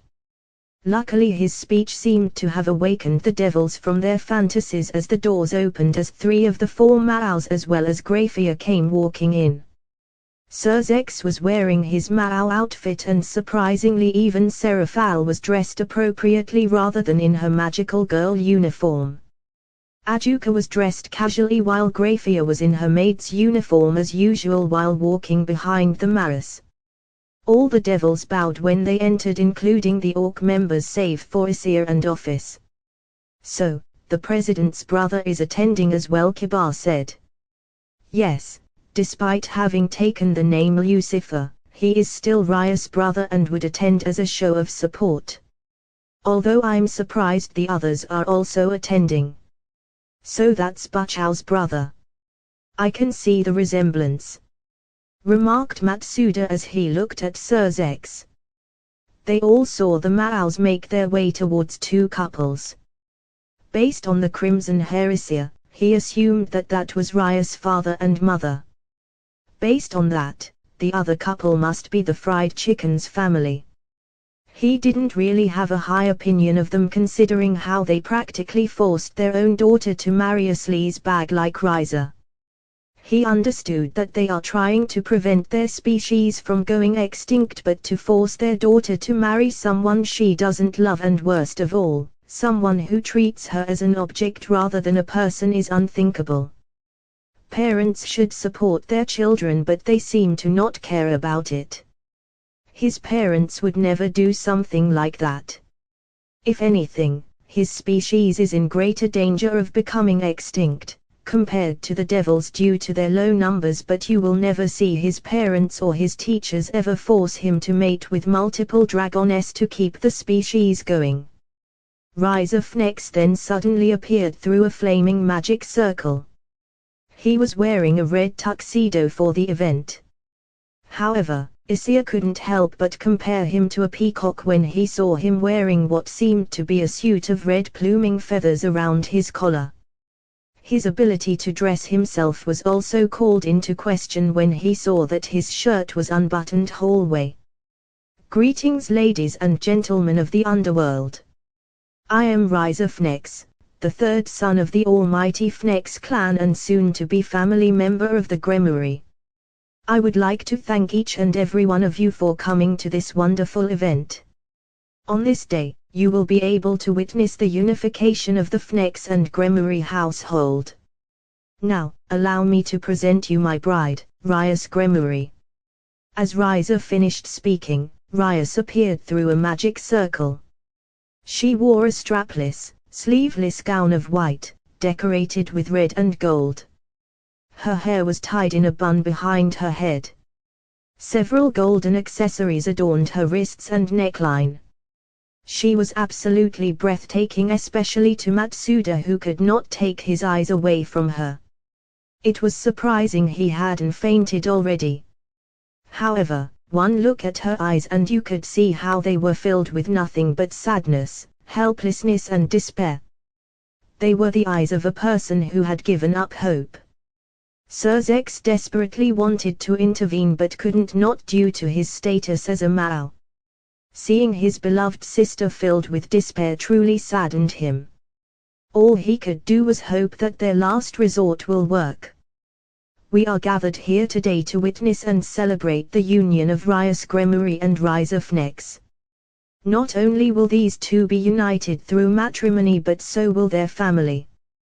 Both families will be united through this bond. If anyone has any objection, then speak now or forever hold your peace, the marriage officiant stated his rehearsed line. I have something to say about that. Issei boldly stated as everyone turned their attention towards him. Who the hell are you and how dare you interrupt this sacred moment? Riza shouted, annoyed at the fact that his marriage was interrupted. Issei smirked. Oh, you have already forgotten about little old me. Well, I cannot say that I'm surprised. You do have the brain the size of a fried chicken, so it's practically non-existent. I believe the term bird brain suits you quite well considering how you're dressed. Issei shrugged his shoulders as he insulted Riza. His friends behind him couldn't help but giggle. On the other hand, Riza was clearly infuriated at being insulted. However, being called friend chicken jogged his memory as he was able to recall who this insolent being was. Now I remember. You're the dragon that was with Rias in her club room. I don't know how you managed to weasel yourself in here, but I'm not going to allow you to remain here. Guards, get him out of here. Riza shouted. At his order, several guards tried to apprehend Issei only to be intercepted by his friends. Leave this to us, Issei-san Kiba said. Boost. Matsuda activated his sacred gear as he stood guard in front of Issei. Koneko and Akeno did the same as they intercepted their own guards. You do know we can handle ourselves, right? Issei inquired. He received a smile from his mate. I know, but we couldn't let you have all the fun. Besides, it gives us the chance to help you save Rias. Kick his ass for us. Akeno replied, causing Issei to smirk. You got it. Seeing him advance only infuriated Riza even more. How dare you? How dare you intervene in my marriage? Are you trying to claim Rias for yourself, you unbearable lizard? Insulted and infuriated Riza. Issei, on the other hand, was calm as he shook his head. No, she isn't mine to claim, or any other for that matter. Personally, I believe she can do a whole lot better than a pathetic weak asshole like you. Mocked Issei as he shrugged his shoulders. You insignificant peasant. You have the audacity to mock my strength. I could reduce you to ashes in a mere instant with my flames. Yelled Riza. Issei smirked. Then why don't you prove it in a duel against me? I'll even let you fight alongside your whole peerage. Give you a bit of a handicap since you clearly need it. Issei emphasized the last part as he kept mocking him, only adding more fuel to the fire. You insolent worm. While the two were arguing, the other guests were making unsettled faces as they had no idea what was going on. Some were clearly angered at Issei, others were somewhat amused at the situation but didn't dare raise their voice. Others were, funny enough, still distracted by Office beauty. Whether it's a good or bad thing, you can take your pick.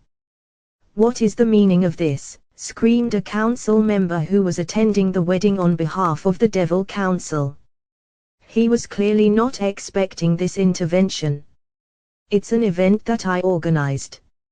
Surzex stepped forward, shocking and surprising everyone except for those who knew. An event you organized? For what purpose? Demanded the Devil Council member. Surzex continued to smile. To provide entertainment, of course. I wanted to make my little sister's and Riza's engagement party into an exciting one. A mighty dragon versus the immortal phoenix. Don't you think it's the ultimate event? A battle between two legendary creatures who dominate the sky. There is no better entertainment than that. Wouldn't you agree? Everyone around them began to nod their heads as they did agree with their Mao that it would certainly make for an interesting event. Seeing this, the Devil Council member had no choice but to back off for the moment. However, he would definitely report this to the others. Surzex turned towards Issei. Young man, what is your name? He asked Issei Hiauda. Sir Issei decided to answer as politely as possible and even offer a small bow. I see. My queen has informed me that you attend the same school as Rias. Is that true? That is correct. She has become a dear friend as well. Good to know. I also thank you for accepting my invitation as well as taking part in an event I organized. It's my pleasure, answered Issei. Riza on his part was certainly not pleased with this turn of events and he tried to talk it out with the Mao. Lord Surzex, wouldn't it be possible to do this after the wedding? We are celebrating a sacred union between both our families and I believe we shouldn't disrupt such a glorious day. Riza tried to convince Surzex to have the event some other time but Issei wasn't having any of that. What's wrong, are you scared? Issei again started to mock Riza. Veins began appearing on his forehead showing how ticked off he was becoming. I guess all those decorations in your hall are just that. Decorations. After all, there is no way a phoenix could ever hope to defeat a dragon. We are the true predators of the sky, so you are correct to fear me. A weakling like you wouldn't even be able to scratch my scales. He smirked. That was the last straw as Riza blew a fuse. You son of a bitch. How dare you insult me and my family? Fine, I will wipe you off the face of existence so that not even your ashes remain, you insufferable lizard. Issei smirked. Bring it on, Birdbrain. We will see who burns their opponent to ashes first. Seeing how both parties seem to have come to a mutual agreement, Surzex was very happy with how it turned out. Very well, it seems both parties have agreed to face off against each other. However, before we start, Issei Hyouda, what sort of prize would you want if you win the match? Surzex offered Issei a choice for his rewards. The other devils however were shocked that Surzex would offer a dragon who had no connections to the underworld a reward. Lord Surzex, what are you saying? My lord, he has no connections to the underworld, so there is no need to offer him anything. Many devil nobles including the relatives were criticizing Surzex's offer. However, whether he is a devil or not, he is going to be fighting for our amusement. It is only fair that we offer him something in return should he win. As for him not having any connections to the underworld, that is technically incorrect. The other devils were confused by that statement. Even Issei was wondering what he meant, since he really isn't allied with them, other than the fact that, then it clicked. Issei Hyouda, am I correct to assume that you are the fabled dragon prince? Everyone seemed shocked by this. The dragon prince? You mean the dragon that Tanin and the other dragons keep talking about? It's him. All the nobles around them began muttering about him. Ophis lifted her head in pride over her son's moniker. She did choose it for him. Issei, on the other hand, even though it did not show in his face, was not particularly fond of his title. How come he couldn't have something cooler like the other dragons he knew? His sensei Tanin was known as the Blaze Meteor Dragon King. His mother was the Ouroboros, Infinity Dragon God. His father was the True Dragon, the Apocalypse Dragon. Heck, even Borva had the title the Destroyer, and that's a hell lot neater than Dragon Prince. He never said anything because it was his mother that picked the name, and there was no way he could complain about it when he saw how happy she was with the name. Yes, that would be me. Issei replied to Surzex's question, and everyone saw him nod. As you can all see, the boy here is the fabled dragon prince who is a part of Tanin Dorno faction, and as I'm sure I don't need to remind you all of Tanin Dorno's allegiance to us, stated Surzex. The other nobles began to nod as they could not refute his claim. Issei was impressed by Surzex's speech. It's true that he was part of Tanin's faction, but he was by no means connected to the underworld. However, the others do not know that. Simply by being part of Tanin's group, Surzex was able to manipulate the others into believing that Issei was a part of underworld. Grafia was right, he is a shrewd devil. So young man, what would you like as a reward should you win your duel against Rise of Nex? Fame, wealth, women. They can all be yours should you wish it. Surzex proposed. Issei shook his head. I don't need any of those. All I want, should I win, is that you scrap this engagement and allow Rias to be able to marry whomever she pleases, Issei requested, earning him a smile from Surzex. Very well, and how about you, Riza? You also deserve a reward should you win.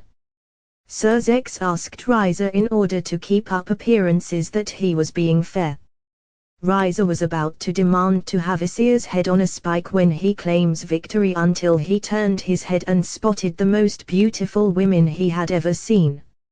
Up until now, his attention and rage had been solely focused on Issei, so he never bothered to pay attention to his surroundings until now. The black-haired beauty was by far the most beautiful woman he had ever encountered. Even Rias and his peerage members paled in comparison to her beauty. Why had he never noticed her? Another thought came to him. She definitely was not part of any of the devil nobles who had attended here, otherwise he would have noticed her. Which meant that she must have come with that insufferable lizard.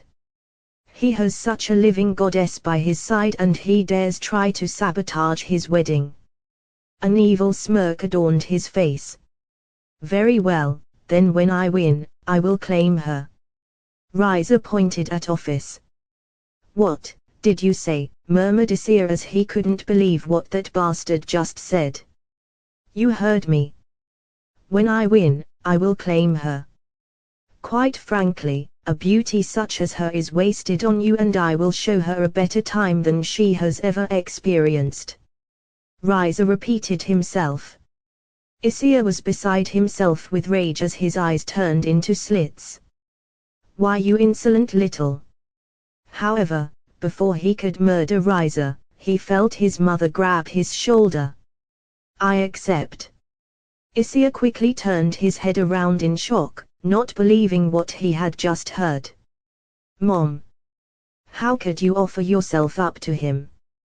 He couldn't believe that his mother would even accept such a thing.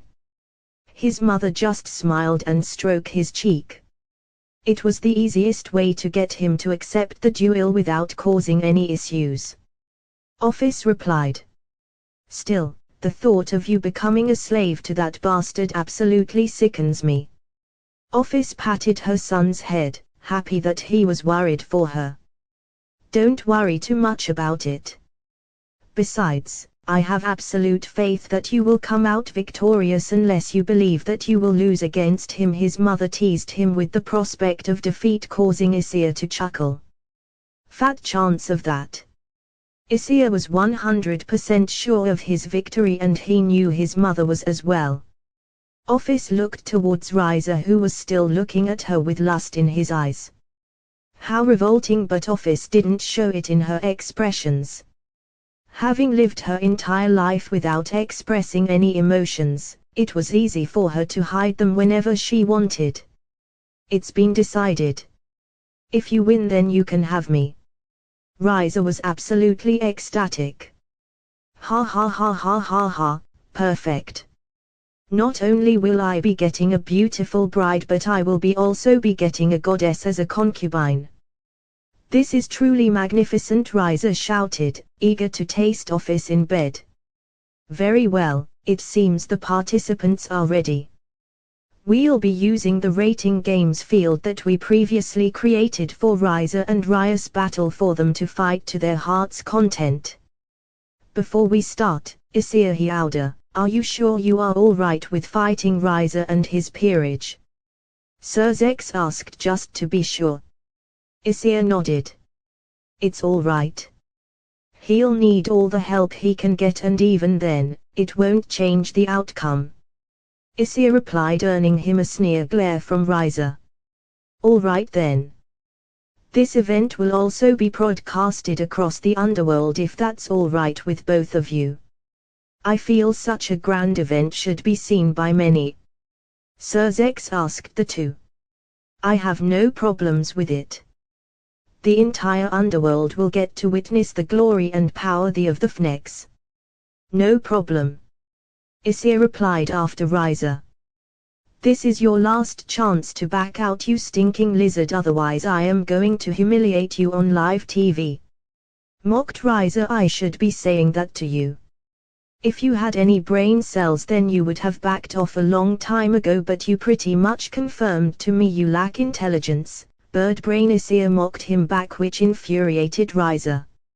Sir Zex conjured two magic circles under the two as well as Riser's peerage, who had gathered behind him while he was arguing with Issei, and they were all transported to the Kyo Academy rating games field.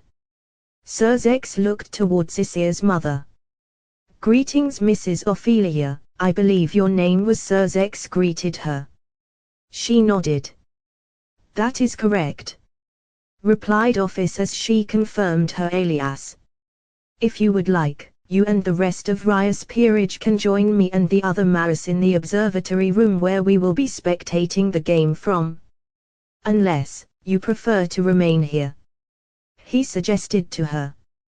There was no way Ophis was going to remain in a room with stock-up devil nobles, so she accepted the offer. Akeno and the others thanked him as well, and then they all followed the Maris to the VIP room. Both Riot and Riser's parents were also there, but they brushed it off as the match was about to start. In the field, both teams have been teleported to their respective positions. Coincidentally, they had been placed in the exact positions from the previous battle. Issei was in the Orc Club room while Riser and his team were located in the Student Council room in the new building. Good day everyone, my name is Graphiel Yusufuge and I will act as the arbiter for this match. Issei Hiauda's base is located in the Orc Club room while Riser Fnex and his peerage are located in the Student Council room. Pawns will be able to promote once they reach the enemy's headquarters. Good luck to both teams and let the games begin. Graphia's voice could be heard echoing throughout the battlefield. Issei didn't want to waste any time and already left his base. He leisurely made his way to the very center of the academic grounds, the sports court. He could feel the 16 signatures from his opponents and it seems they had yet to leave the room. He flared his energy in order to let his enemy know where he was. Sure enough, it had the wanted effect as he could sense multiple signatures heading his way, with only one remaining behind.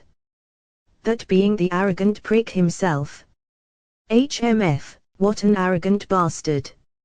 Sending his peerage members to do all the fighting for him. I'll teach him a lesson soon enough. Issei waited for a moment and soon all of Riser's peerage members finally showed up as they surrounded him with Ravel and Ubulana remaining further behind. Where's your oh so fearless leader? Did he cower at the last second and sent you to do his dirty work? Taunted Issei with a smirk on his face. Hardly. Riser Onissen simply didn't want to waste his time with someone like you and dirty his suit. That's why he sent us to finish you. Even if you are a dragon, how dare you mock the strength of our family? We will teach you a lesson. Yelled out Ravel. The only one who is going to be taught a lesson is that annoying bird brain you call a brother. Now, I don't have anything against any of you ladies, therefore I'm going to make this quick. He conjured a flame in his hand. The other peerage members did take being treated very lightly by their opponents, especially Ravel. The only thing that is going to be quick is your defeat. Everyone, attack as one and eliminate him this instant, she ordered as everyone charged towards Issei. Bad move was all he said before smashing his flame on the ground. A large blast wave of flames expanded outwards towards his enemies.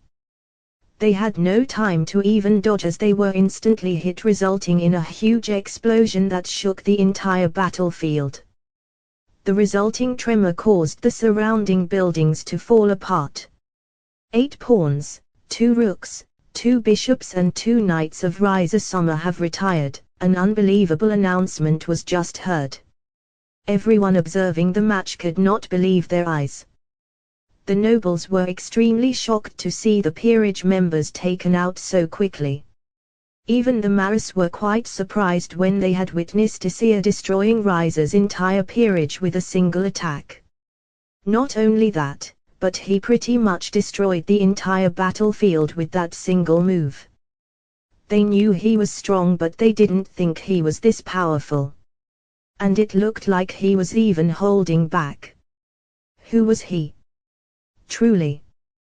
The only ones who weren't shocked were Ophis and Akeno, who had pretty much expected this outcome, and Rias with her peerage, who had experienced Issei's strength firsthand. They were still surprised by the level of destruction a single attack caused. Also, they would be lying if they said they didn't feel a bit down. Issei had practically eliminated Riser's peerage in an instant while they could barely take them all down. It was just another reminder of the overwhelming difference in strength between them and Issei. How is this possible? How was he able to retire my son's peerage and my little bird with a flame attack, said the mother of Riser and Ravel. You could see that even the patriarch was stunned by that. The reason being that depending on whose king they serve, a peerage will receive an additional boost for themselves. Take Rias' peerage for instance. Her power of destruction focuses on overwhelming her opponents with pure power, which is why her peerage's destructive powers are automatically increased as their boost. If we take a look at the current rating games champion, Dihauser Belial, his worthless ability nullifies his opponent's abilities and items as long as he understands its properties. His peerage, as a result, gets increased resistances against opponents' abilities, which is one of the reasons his team is regarded as the strongest in the rating games. In terms of Riser's peerage, being the peerage of the immortal Firebird grants them huge resistances to fire-based attack, while the immortal bird themselves should be immune to fire attacks. That is why it was inconceivable to them that Ravel had been retired by flames.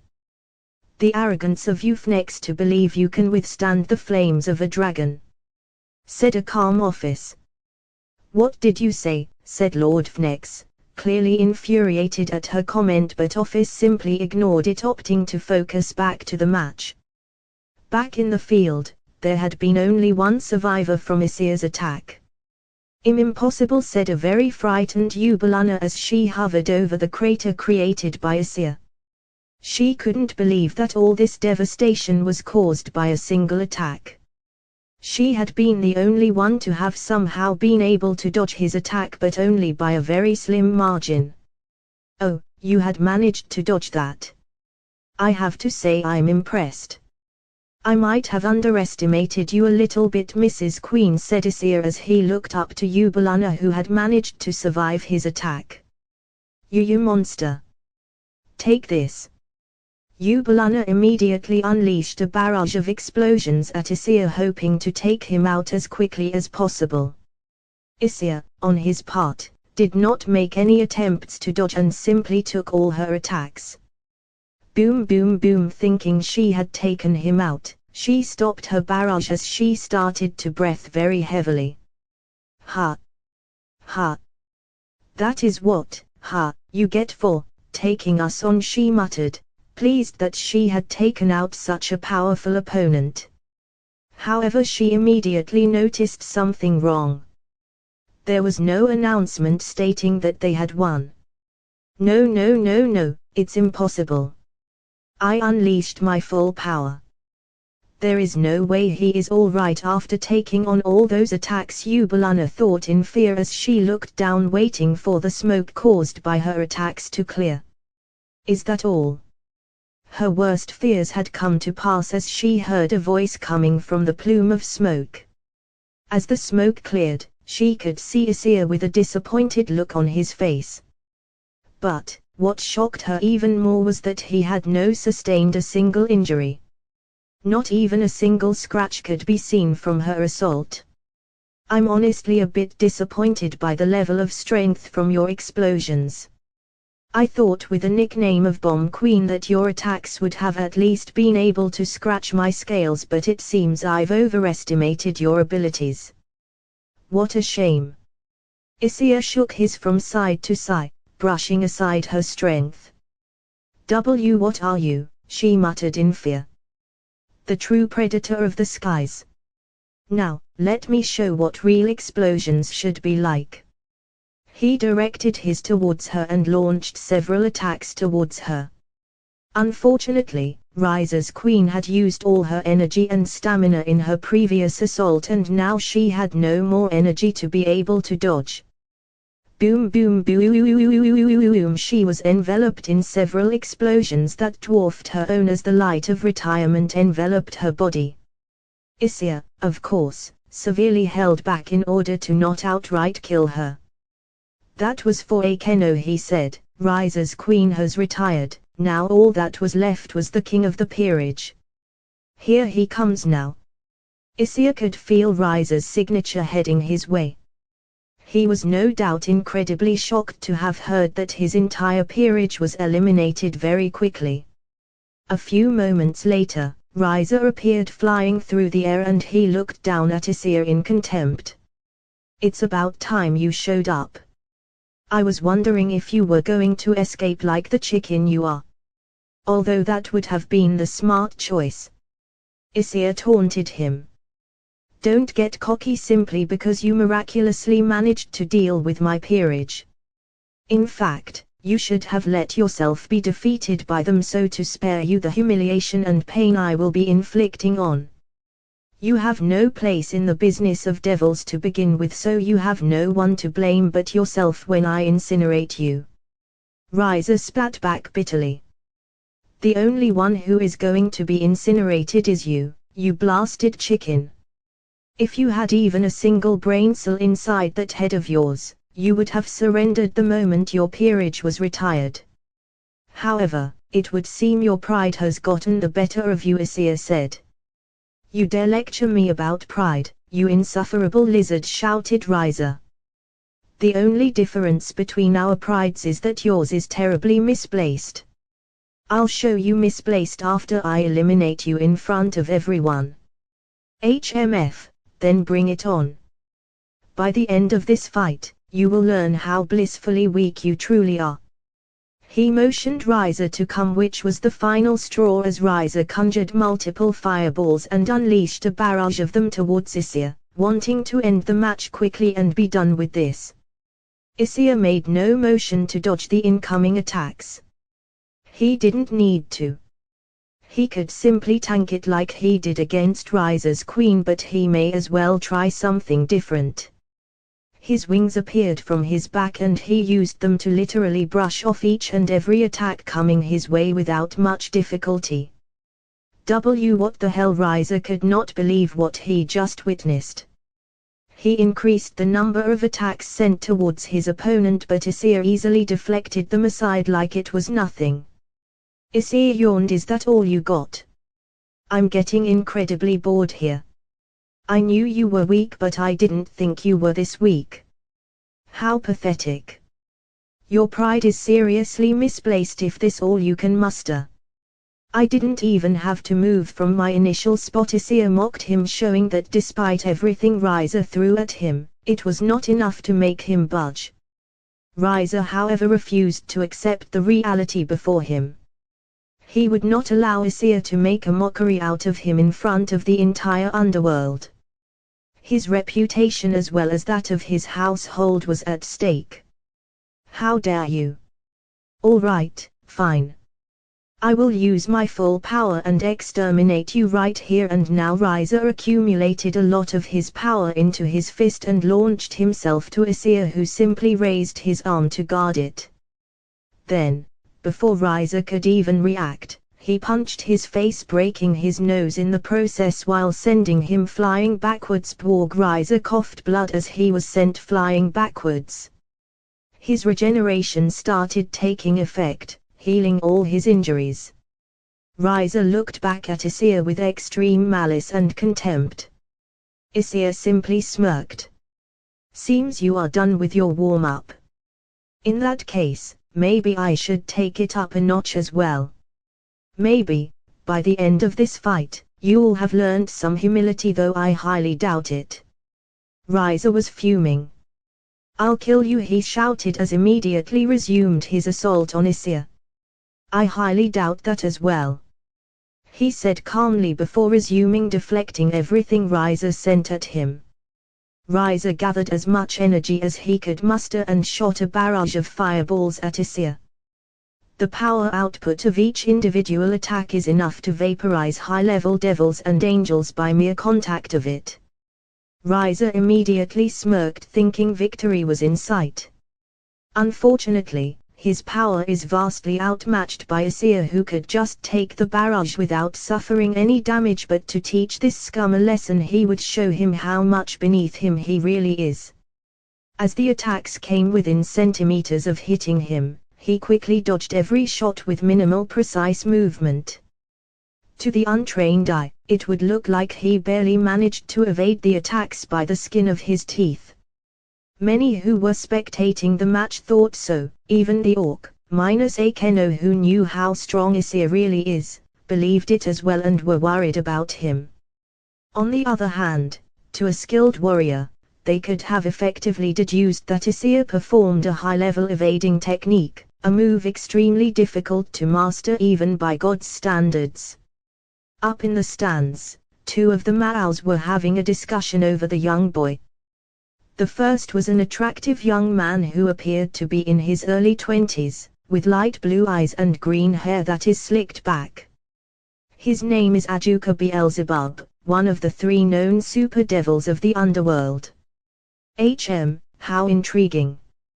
Despite being so young, he possesses tremendous strength and skill, he said, to no one specifically, but the other devil next to him looked over to him. Oh, it has been quite a while since I've seen you impressed by someone that isn't related to your research, said Serzex, the current Lucifer and the brother of Rias Gremuri.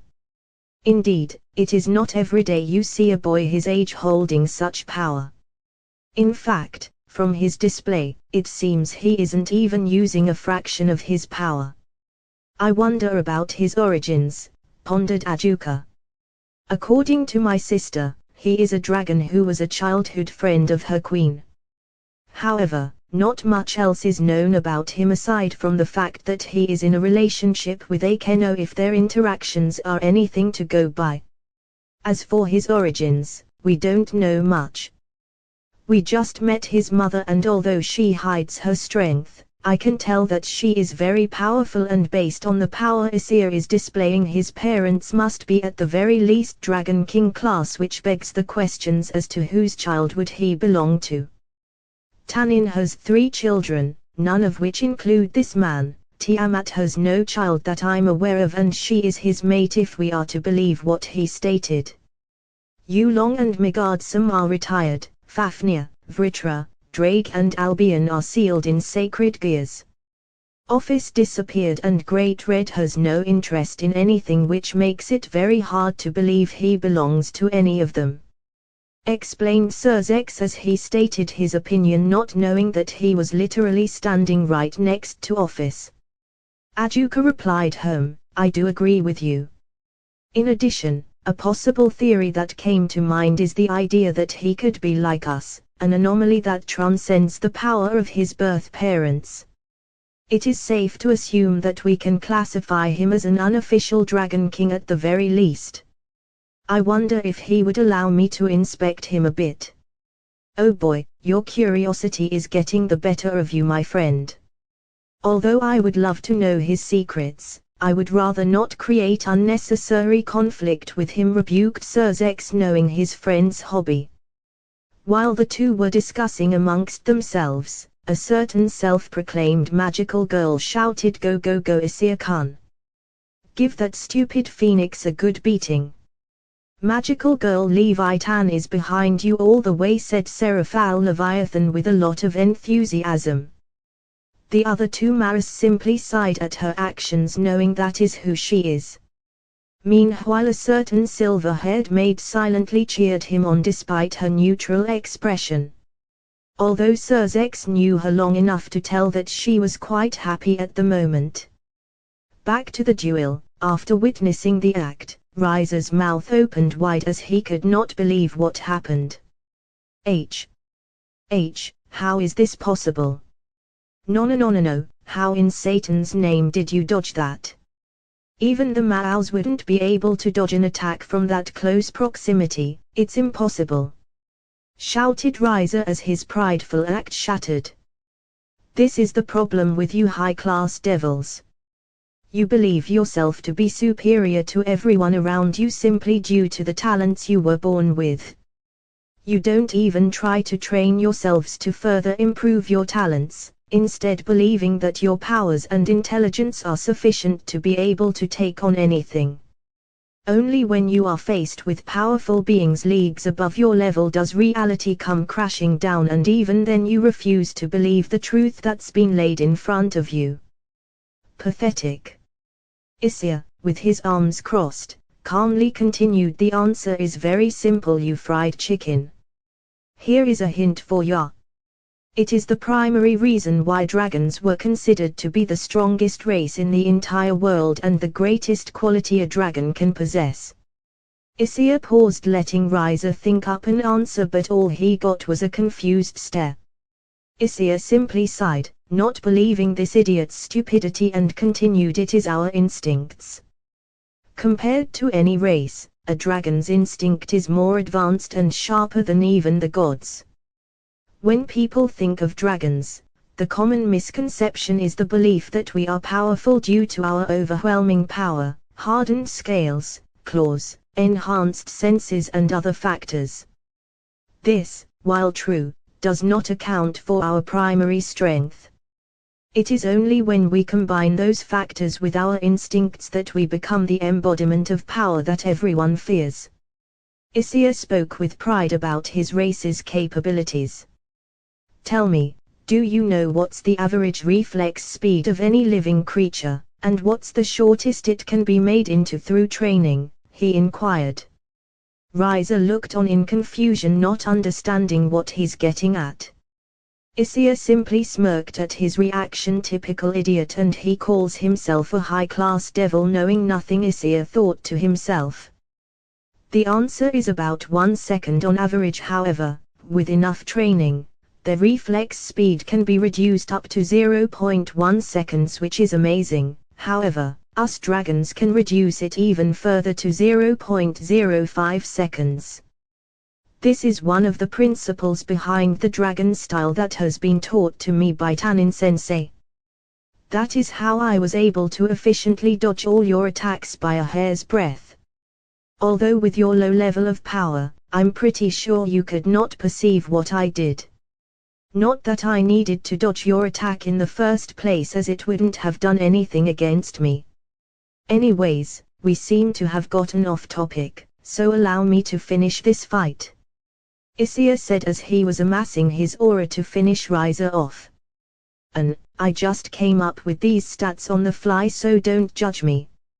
Just wanted to state that dragons have the fastest reaction speed compared to every other race. Laughing smiley. Riser, feeling the rise in Issei's power, shouted, wait, do you have any idea what you are doing?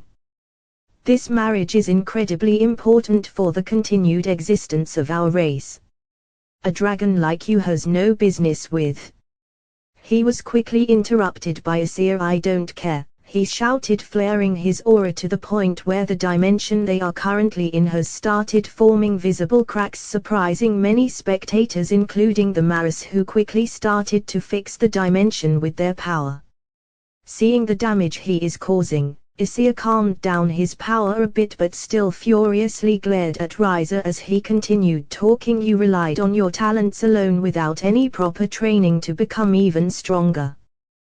That was your first mistake, he said. In an instant, he was already in front of Riser as he landed a right hook to the face, making him cough some blood as the hit sent him crashing through multiple trees. The second is that you dared to try and claim my mother, and finally you made Akeno-chan cry, and I will never forgive you for that, you oversized chicken. He beckoned at him, taking a single step. What? Are you doing all of this because of Rias Queen? If this is all about her, then go ahead and take her.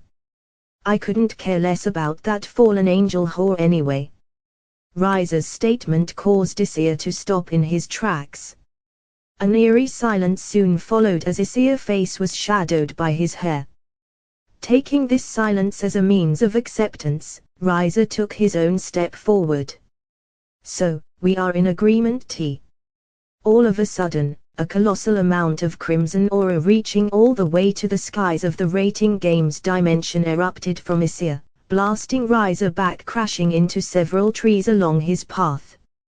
He had no idea what happened as he tried to regain his bearings. He could spot something inside the crimson aura. Fear suddenly enveloped him as he caught two very murderous eyes peering out of the swirling energy in front of him, directed right at him. The heavy pressure caused by this stare alone was enough to paralyze him where he stood, as his body seemed unable to gather any strength to even get up. It felt as if the entire weight of a mountain was pressed on his back. You insignificant worm, you have the audacity to insult my mate in front of me. How dare you? Issei shouted in anger as Riser continued to shake in fear. He had no time to dwell on such matter as he noticed a figure slowly revealed as the energy dissipated. only to be caught in surprise at the sight of an enormous crimson dragon staring down at him in contempt and hatred. The surrounding environment seemed to quake at Issei's raw power as you could see it slowly being destroyed, despite the fact that the Maos and other devils are trying to fix it as best as they could. Riser had practically pissed in his pants as Issei's glare alone kept him rooted in fear. "You miserable insect! I was merely planning to teach you a lesson in humility, but then you decided to insult my mate right in front of me. Since it looks like you have a death wish, I would be more than happy to oblige you." Issei raised his massive claws and clenched it into a fist. Crimson flames suddenly sprouted in a huge mass. The very air seems to tremble at its presence. Makes sense considering that this was no ordinary flame but his most powerful flame. His apocalyptic flames. Right now, in his fury, Issei only wanted one thing. That was to erase Riser's existence. Riser on the other hand had literally pissed in his pants. He was powerless to do anything under the pressure. He couldn't run away. He couldn't even speak. Seeing those flames, all he foresaw was his inevitable death. The mere sight of it was enough to make him tremble down to his very core. He was scared out of his mind, and it was a wonder that he had not lost consciousness a long time ago. He didn't want to die. Not like this. Not to this thing abomination. However, he knew his death was imminent once he saw Issei prepare to strike him. "Let me teach you what truly happens when a phoenix encounters a dragon." Issei brought his fist downwards, intending on annihilating Riser once and for all. When all of a sudden, a pitch-black wall of aura blocked his assault. Issei was furious and looked around to see who the perpetrator was until he heard a familiar voice. "Stop, Issei! A few minutes ago in the spectators' room, what? Are you doing all of this because of Rias Queen? If this is all about her, then go ahead and take her. I couldn't care less about that fallen angel whore anyway." Everyone was disgusted by what Riser told Issei about Akeno, but none was more pissed off than Ophis, who had unconsciously released a bit of her aura. Even though her expression remained neutral, she was seething deep down at these insignificant vermin who dared insult someone very precious to her. She would have intervened if his opponent was someone other than Issei. The moment those words came out of his mouth, she already knew the course this duel would take, and it was made obvious by the silence that ensued the moment Issei heard those words. If anything, it took all her strength and willpower to not burst into the fight and obliterate that filthy devil from the face of existence for insulting Akeno. She had unconsciously brought Akeno into a semi-embrace, the aforementioned person looking at Ophis with a bit of confusion, but noticed immediately the hate in her eyes at Riser. She placed her hand on top of Ophis to calm her down, letting her know everything is all right, and it seemed to have done the trick as Ophis took a deep breath to calm herself but still decided to talk. "That man just forfeited his life," she said with an unemotional tone. The way she said it was like stating a fact. Lord and Lady Phoenix could not believe their ears. "How absurd, you believe him to be able to kill a phoenix? Granted, your son seems to be very powerful, but there is no way in hell he would be able to possess the godlike power required to kill us." Lord Phoenix shouted in contempt, but was promptly ignored by Ophis, who didn't even bother to look at him. That was when everyone felt it. Everyone looked to see a gigantic swirl of black and red energy. Riser was knocked back by the massive amount of energy that was being released. Suddenly everyone heard screams of rage from inside the swirl of energy. As the energy disappeared, they were all shocked by what they saw. A 50-meter-tall dragon appeared from within the energy. Anger clearly displayed on his face, promising nothing but death and destruction to his enemy. Rias and her team had once seen Issei's dragon form, but this wasn't the kind Issei who had helped train them. No, this was the engine of destruction that every faction feared. An overwhelming force of nature that none could stand against. The rating games field could barely hold the explosion of power unleashed by Issei. Even now, tears could be seen throughout the field, and despite the Maos helping out by using their own energy, they were barely able to repair the field as it was being destroyed. In fact, the surge of power could be felt throughout the underworld. The adults who were watching began to shake in fear at the monstrosity in front of them. Ironically and funny enough, the only people who were not shaking in their boots were the children, who seemed awestruck at how cool Issei looked. Kids these days are fascinated by big monsters. It also helped that they could not feel the oppressive aura unlike their parents, which is why they weren't quaking in their boots. The Maos and all the elder devils could not believe the amount of power radiating from this dragon. The only time they had ever felt such power was during the last Great War, when they faced the two heavenly dragons in battle. Is he heavenly dragon class? Who is this monster? Many elder devil were incredibly scared of Issei's overwhelming might. The Maos were very much intrigued. What insane power! To think that the boy has strength equivalent to a heavenly dragon, stated Surzex in surprise.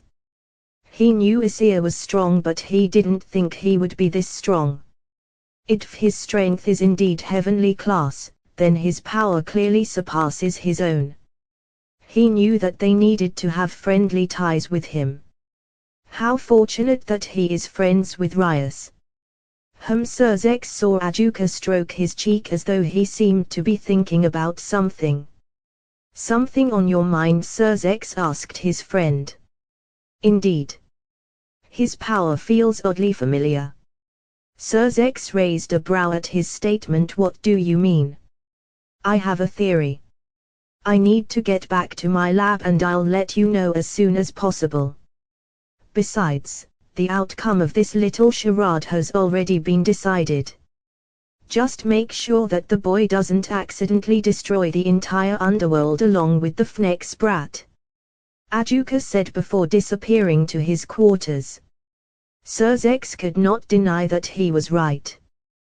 This match is over, and it was clear to everyone who was watching right now that Issei is the victor. Unfortunately, it would seem that Riza had invoked the dragon's wrath and would no doubt perish in this match. It's a shame, but Riza did insist he wanted a death match and he could only face the consequences of his hubris. Surzex and the others were continuously pouring their power in order to repair the rating game field, but they soon realized that they could not keep this up indefinitely. Let me teach you what truly happens when a phoenix encounters a dragon. They all heard Issei's statement as they saw him prepare to finish off Riza. They all knew that the boy would instantly die should this continue. Riza's mother started to panic and turned towards the Maris. My lords, please, you have to stop this. That monster is going to kill my son. I beg you, pleaded the matriarch of the Fnex family. Unfortunately, it was met with a shake of Surzex's head. Unfortunately, there isn't much I can do.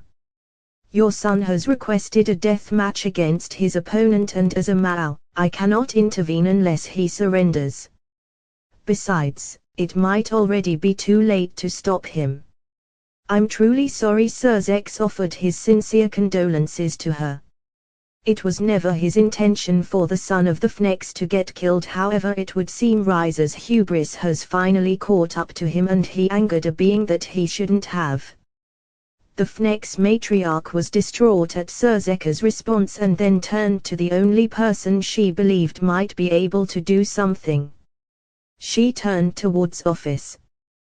Please, I beg of you, stop your son before he murders my son, she pleads with Ophis. With an expressionless face, Ophis answers, your son brought this upon himself. He dared to insult a dragon's mate and incur my son's wrath. He has no one to blame but himself.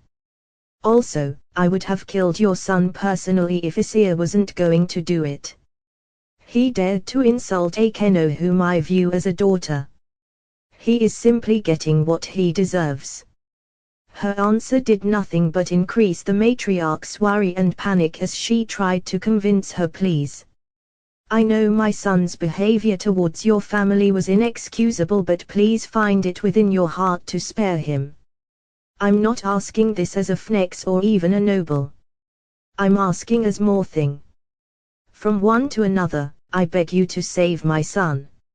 She begged as she bowed. Tears dripping off her face. However, this did not faze Ophis one bit as her expression did not change.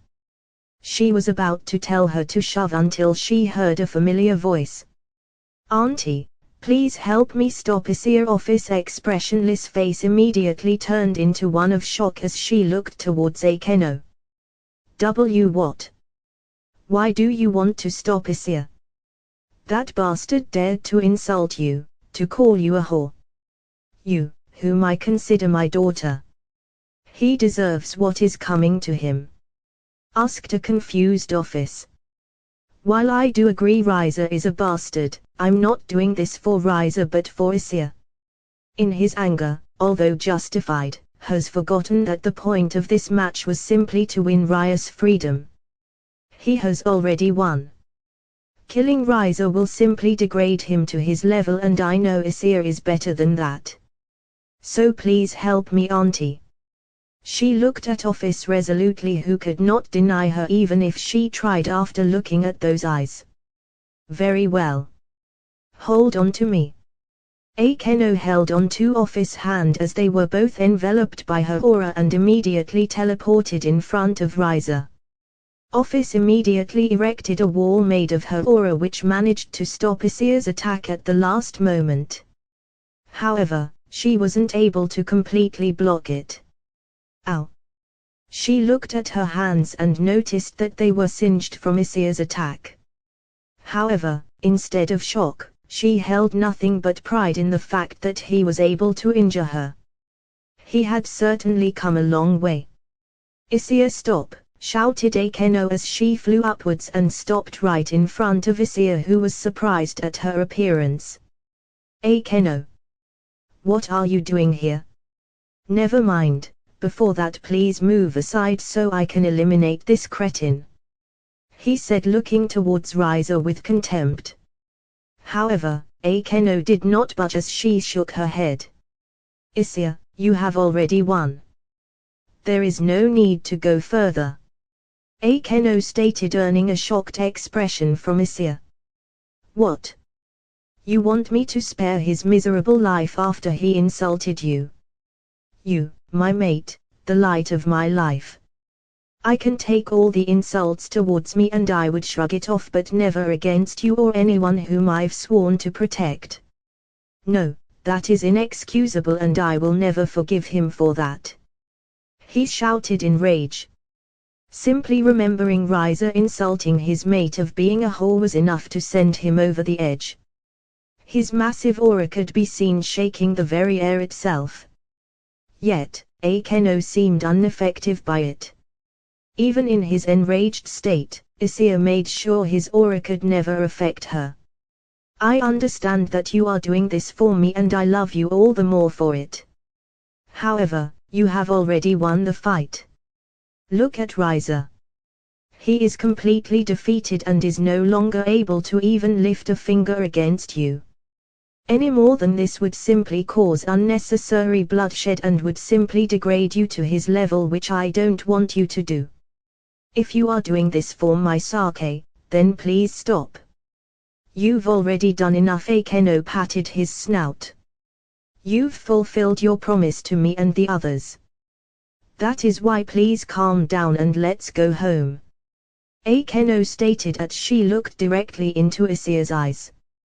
A part of Issei wanted desperately to destroy Riser for his actions, to utterly erase him from existence for everything he has done.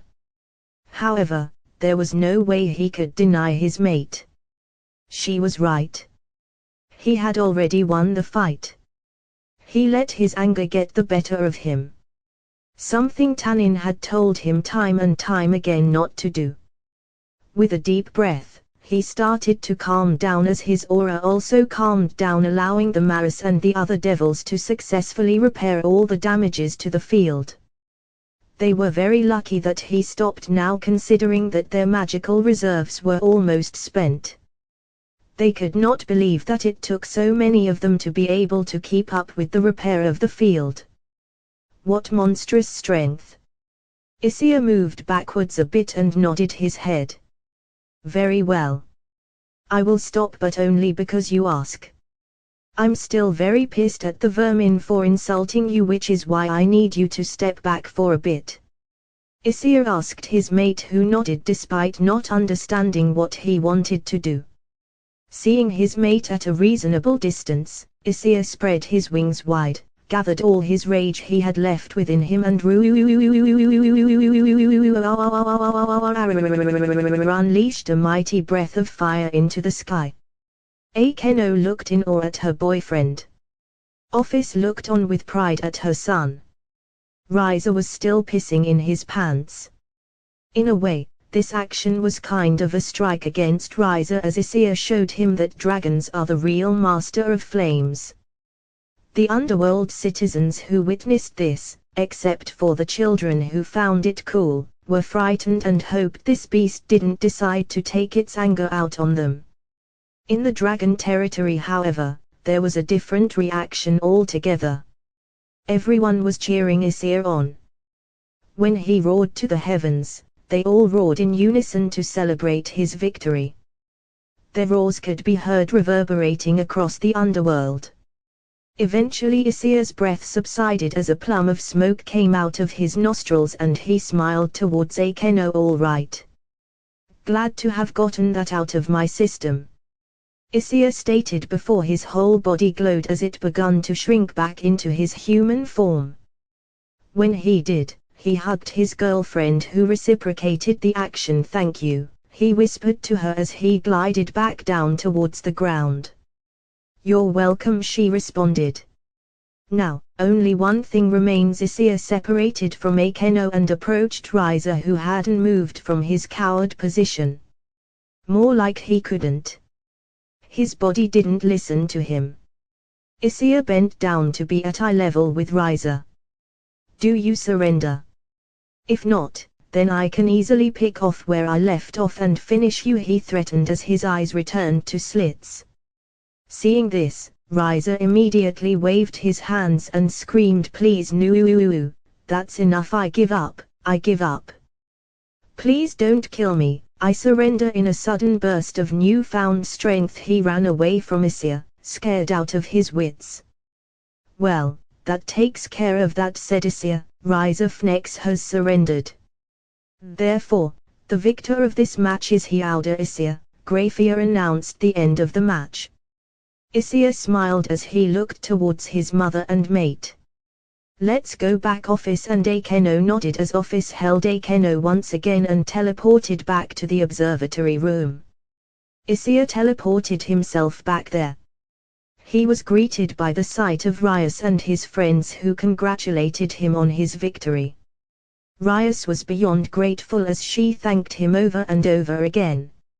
Issei tried his best to calm her down. It was no trouble at all, Rias. You are a friend and I also promised everyone to leave the matter to me. Issei said. Still, thank you very much, Issei. I'm very grateful that you consider me a friend. Rias said as she hugged him, gaining a little bit of jealousy from Matsuda. Issei then noticed the other Maris and the parents of Riza and Rias approach. He also noticed that Ajuka was no longer present, so he assumed that he must have left earlier for reasons unknown to him. He stepped forward and faced Surzex. I have won the match, therefore, as promised, Rias' engagement is annulled and she can choose whom she marries in the future. He stated their initial agreement. Surzex nodded. Indeed.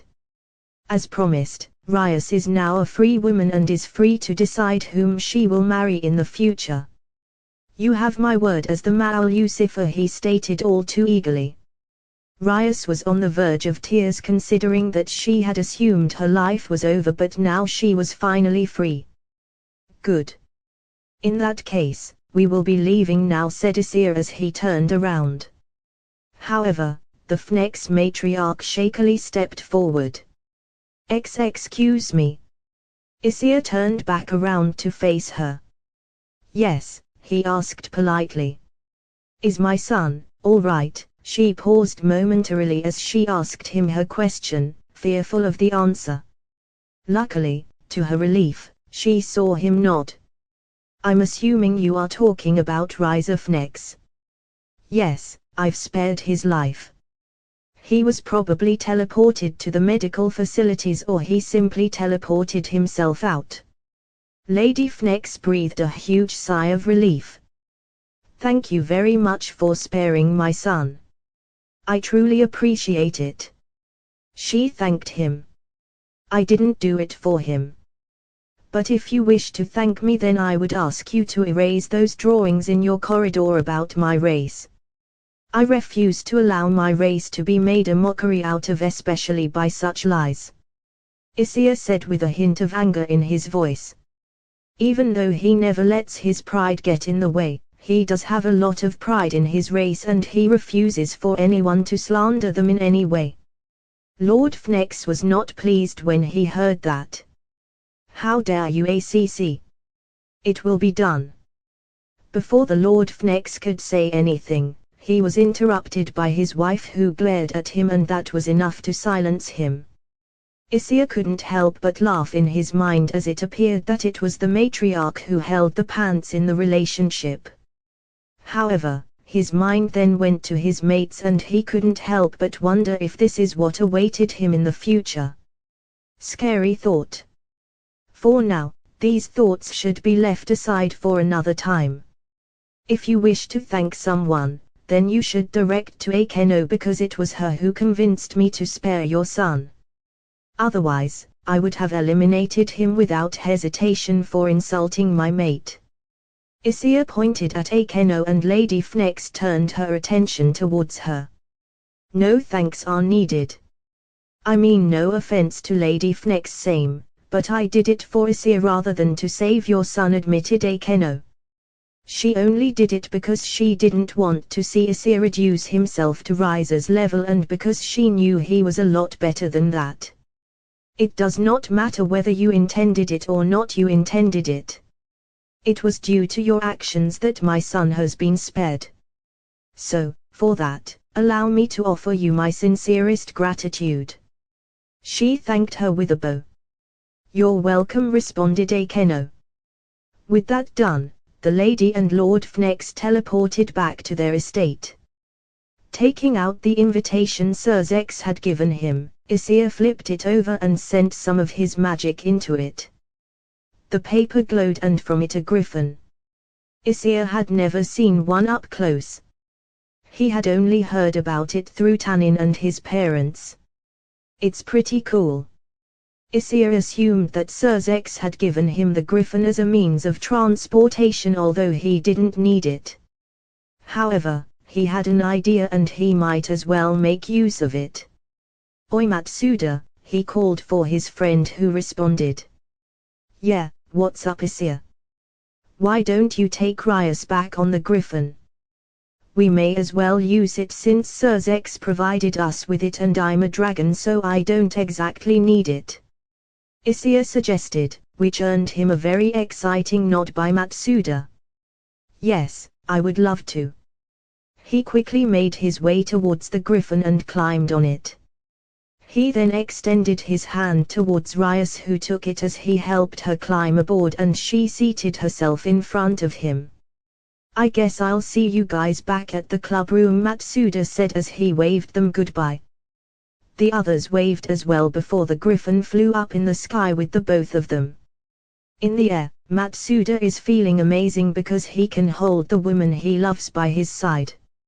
He needs to thank Issei after this, both for the opportunity as well as for saving his beloved king.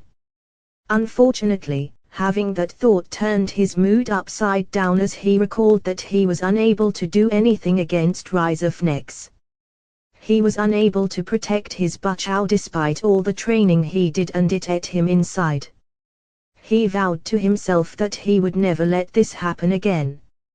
His hand tightened on the reins, something Rias noticed as she looked back towards Matsuda. "Is everything all right, Matsuda-kun?" she asked, unaware of his inner turmoil.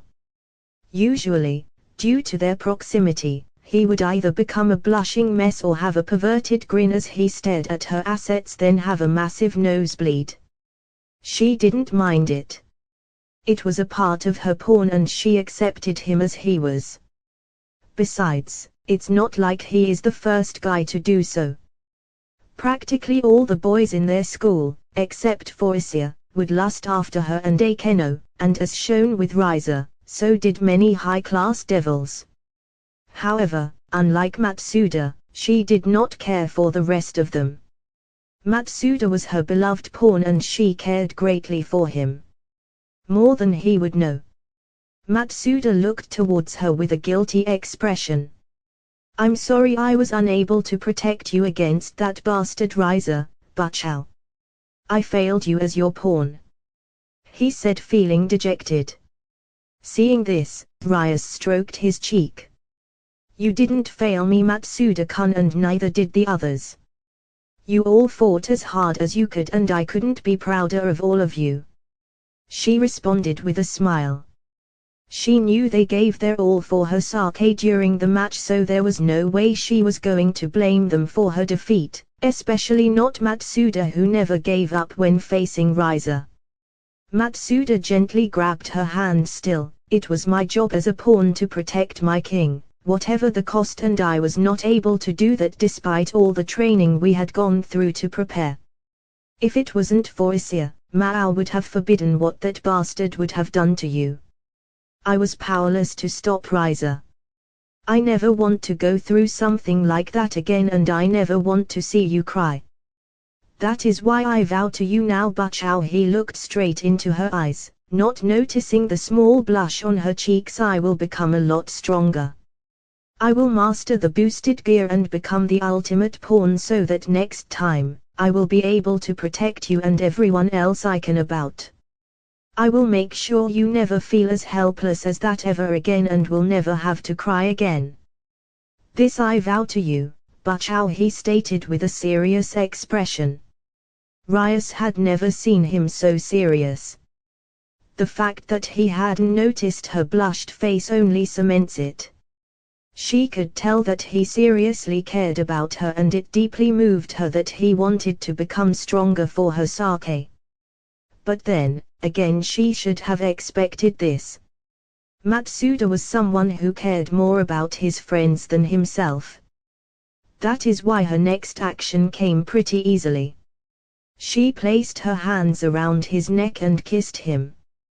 When Matsuda felt her lips, at first, he wasn't sure what was happening. Whether it was real or not.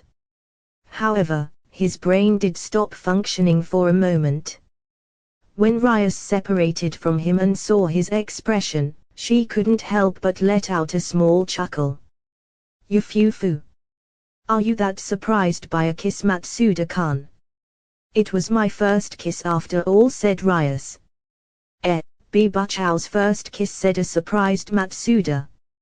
"Yes, it was.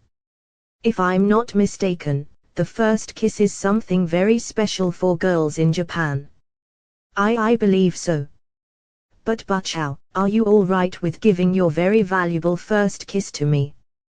he asked her shyly. Rias nodded. "Of course. I wouldn't just give my first kiss to just anyone, Matsuda-kun. Besides, you did something worth kissing with me," she responded with a smile. This was when his mind was overloaded with absolute joy. "Woo-oo-hoo-oo-oo, I kissed with Bachao," he screamed off the top of his lungs. "Yufufu, was a kiss with me that was special to you?" she teased him. Matsuda nodded his head enthusiastically. "Yes, I will treasure this moment forever," he shouted with clear joy. Geez, you are honest with these kinds of things. Although, it would seem that I will have to apologize to Aisha-chan for having taken a kiss from you. Yufufu, hopefully, she won't be too upset, remarked Rias. Aisha-chan is upset. Oh no. If Aisha-chan gets upset, then Ophis and Great-red are going to murder me. He stuttered in absolute fear. He knew that Ophis and Great-red viewed Aisha as their daughter, and if he accidentally upset her, then they would have his head.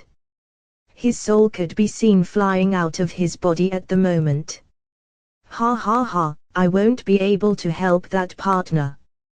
You may have been my shortest host, but you have also been my most entertaining. It was nice knowing you. We had a fun ride, partner. Drake laughed as he gave his condolences to his host. No, I don't want to die yet. I still haven't taken Butchow's virginity, he yelled, fearing for his life. Maybe if he genuflects before them, they would spare his life, maybe. You truly are honest with these kinds of things, she repeated as she laughed at Matsuda's crisis as they kept flying towards their home. Back with the others, seeing the griffin ride off with Rias and Matsuda, it was time for the rest of them to go home as well. I think it is about time we head back as well, remarked Issei. The others agreed as they all nodded. I'll head home then, Issei. I'm sure your father will want to learn what's transpired here, his mother stated. All right, I'll see you at home. Goodbye, Auntie. Bye, Oka-san. Ophis smiled at Akeno and Aisha. See you later, she said before teleporting herself back home. The other soon followed suit as Rias Peerage teleported back to their club room, one by one until Issei was the remaining one. He turned his attention towards Seraphal, Surzex, and Grafia, who remained. Surzex stepped forward. I would like to thank you, Issei, he outed. Thanks to your efforts, my sister was able to escape her unwanted engagement with Riza and is now free to choose her partner. He thanked Issei. You're welcome. Although it is weird to hear the Ma'al Lucifer thank me, considering I pretty much scarred a member of your society. Issei raised a brow, causing Surzex to chuckle. Certainly, as a Ma'al, I should be concerned over the potential consequences of your actions, but I'm not here as a Ma'al but rather as a brother who is extremely grateful to you for saving his little sister. My actions are severely limited due to my status as a Ma'al, and there was nothing I could do to intervene in her plight. That is why once again I truly thank you from the bottom of my heart, Surzex stated with a small bow. I would also like to thank you, Issei-san, for what you did for our family. Thank you very much, Seraphal added. Rias was her sister-in-law and she was as worried for her safety as Surzex when she thought about what Riza would have done to her should the wedding had gone through. Therefore, she is very grateful to Issei for having saved Rias, and she was sure his beloved younger sister would be grateful to him as well. You're welcome. Rias is my friend and she deserves someone a whole lot better than that idiot, Issei responded. Anyone was better than Riza in his opinion.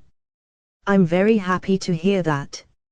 Now, I believe it is time to take our leave. I'm sure we will have a lot to explain to the general populace and calm them down, Surzex explained. I'll handle the populace. You, unfortunately, have to deal with the council, Seraphal stated, making Surzex sigh. I know. That is something I am not looking forward to. I do apologize for the inconvenience. Issei offered an apology. Surzex waved his hand. No need to worry about that. This is just another day at the office for us.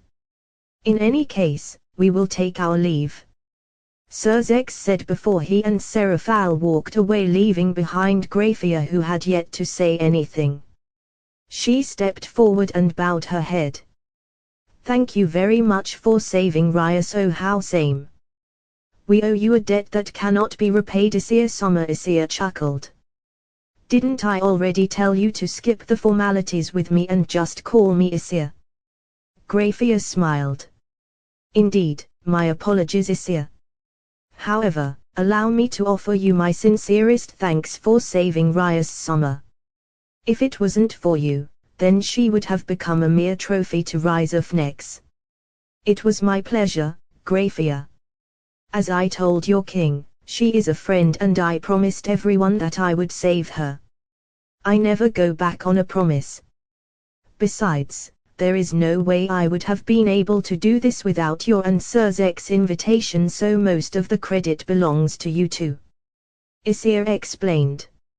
You truly are a humble person, she answered. Issei shrugged. I wouldn't say humble but more or less truthful. Thanks to your intervention, the situation has been dealt with relatively peacefully, otherwise, I would have taken more drastic measures to intervene. You could say I was in a bit of a bind on how to proceed, but you two provided the perfect means to save Rias, so it is I who should thank you. Besides, he stepped forward and patted Great-red's shoulder. There's no way I wasn't going to save her when you asked me so earnestly. He smiled at her, causing Great-red to blush a bit. Well, I do appreciate it nonetheless. In any case, I'm sure you would like to go back to your home, so I will no longer keep you here.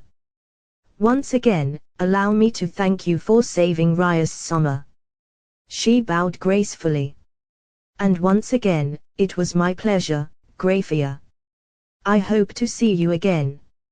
He answered before gently grabbing his hand and kissing the top of it. He did this by instinct, which is why a moment later he could not help but blush at his action. It was a shame that he looked away from Great-red, because he would have noticed a similar expression from Great-red, whose cheeks had become red. It took a moment for both of them to take a deep breath and calm down before she responded to Issei. I'm sure we will. She responded before he teleported back home. She then proceeded to walk back before she noticed Sir Zex and Seraphal a bit further behind, now sporting enormous grins as though she had been caught in the act. Her expression didn't change as she approached them, but, in her mind, she couldn't help but think, oh no. Oh my. It seemed you two were having a little moment. Could it be that someone has finally caught your fancy, Great-red-chan? Seraphal teased her.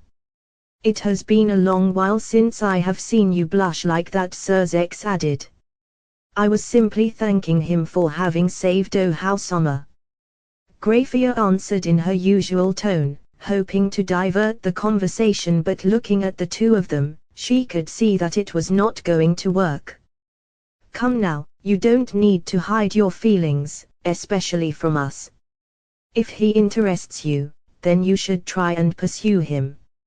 I already told you in the past that you have my full support whenever you want to engage yourself with another. Sir Zex reminded her of the promise he made her a long time ago. Great-red couldn't help but sigh. Even if I was, his heart already belongs to another. She responded, remembering how he had embraced Akeno back in the rating game field. PFT. That would have been a valid excuse if he had been human, Great-red. However, Issei is a dragon, and dragons are known to have multiple mates, especially the strong ones. Also, if I remember correctly, Issei is in a relationship with Tiamat, the Chaos Karma Dragon King, which proves that he is willing to have multiple mates if he falls in love with them. I'm not too much a love expert, but from what I could see, he is most certainly interested in you. Don't tell me you never noticed him blushing when you both made contact with one another. Sir Zex smirked at Great-red, causing Seraphal to lightly smack his head. Don't be like that, Sir Zex. It's not her fault. I can tell you that a woman in love will always be blind to certain things when it comes to romance. Seraphal intervened against her husband. "Oh, Sarah-chan, you didn't need to smack me," he complained. All he got in return was a smirk from his wife. "It's one of the many benefits I have as your wife. Anyways, Grafia-chan, the point is that if you wish to pursue a relationship with the boy, then, by all means, go ahead. Like Surzex-chan stated, he is most certainly interested in you. If you want to be 100% sure, then you need to try or you will never find out. You deserve a chance to pursue your happiness," stated Seraphal. Surzex nodded in agreement. Grafia sighed but then showed a smile to them. "Thank you. I'll do my best, but for now, I have work to do, so if you will excuse me." She bowed gracefully to the both of them before teleporting back to the Gremory residence to continue her maid duties.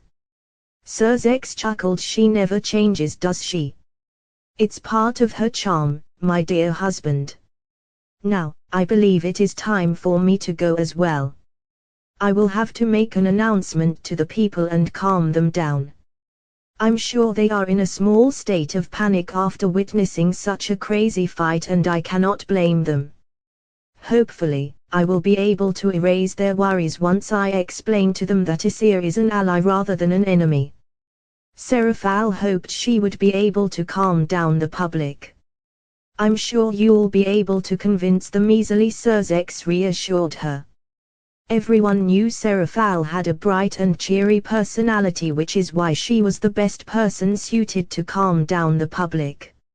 Even Surzex had to admit that she beats him in that department. She was a good spokesperson, which is why she was the Mao responsible for foreign affairs with other factions. No one was better than her at public relations. Even the council had to admit begrudgingly that she was good at her job. That was saying something, since the current Maris never really saw eye to eye with them. "Thanks, Surzex-chan. After we deal with this, how about we go on a date? It has been quite a while since we spent time together, or we can spend time as a family with Milikus and Grafia." She smiled at Surzex as she made her suggestion. Surzex nodded. "I would love that," he said before they both shared a loving kiss. After they separated, Seraphal waved goodbye before teleporting to her office. Surzex decided to do the same, as he had a lot of documents to go over. Surzex was busy signing a few documents that Grafia left for him when all of a sudden, a magic circle appeared in front of him.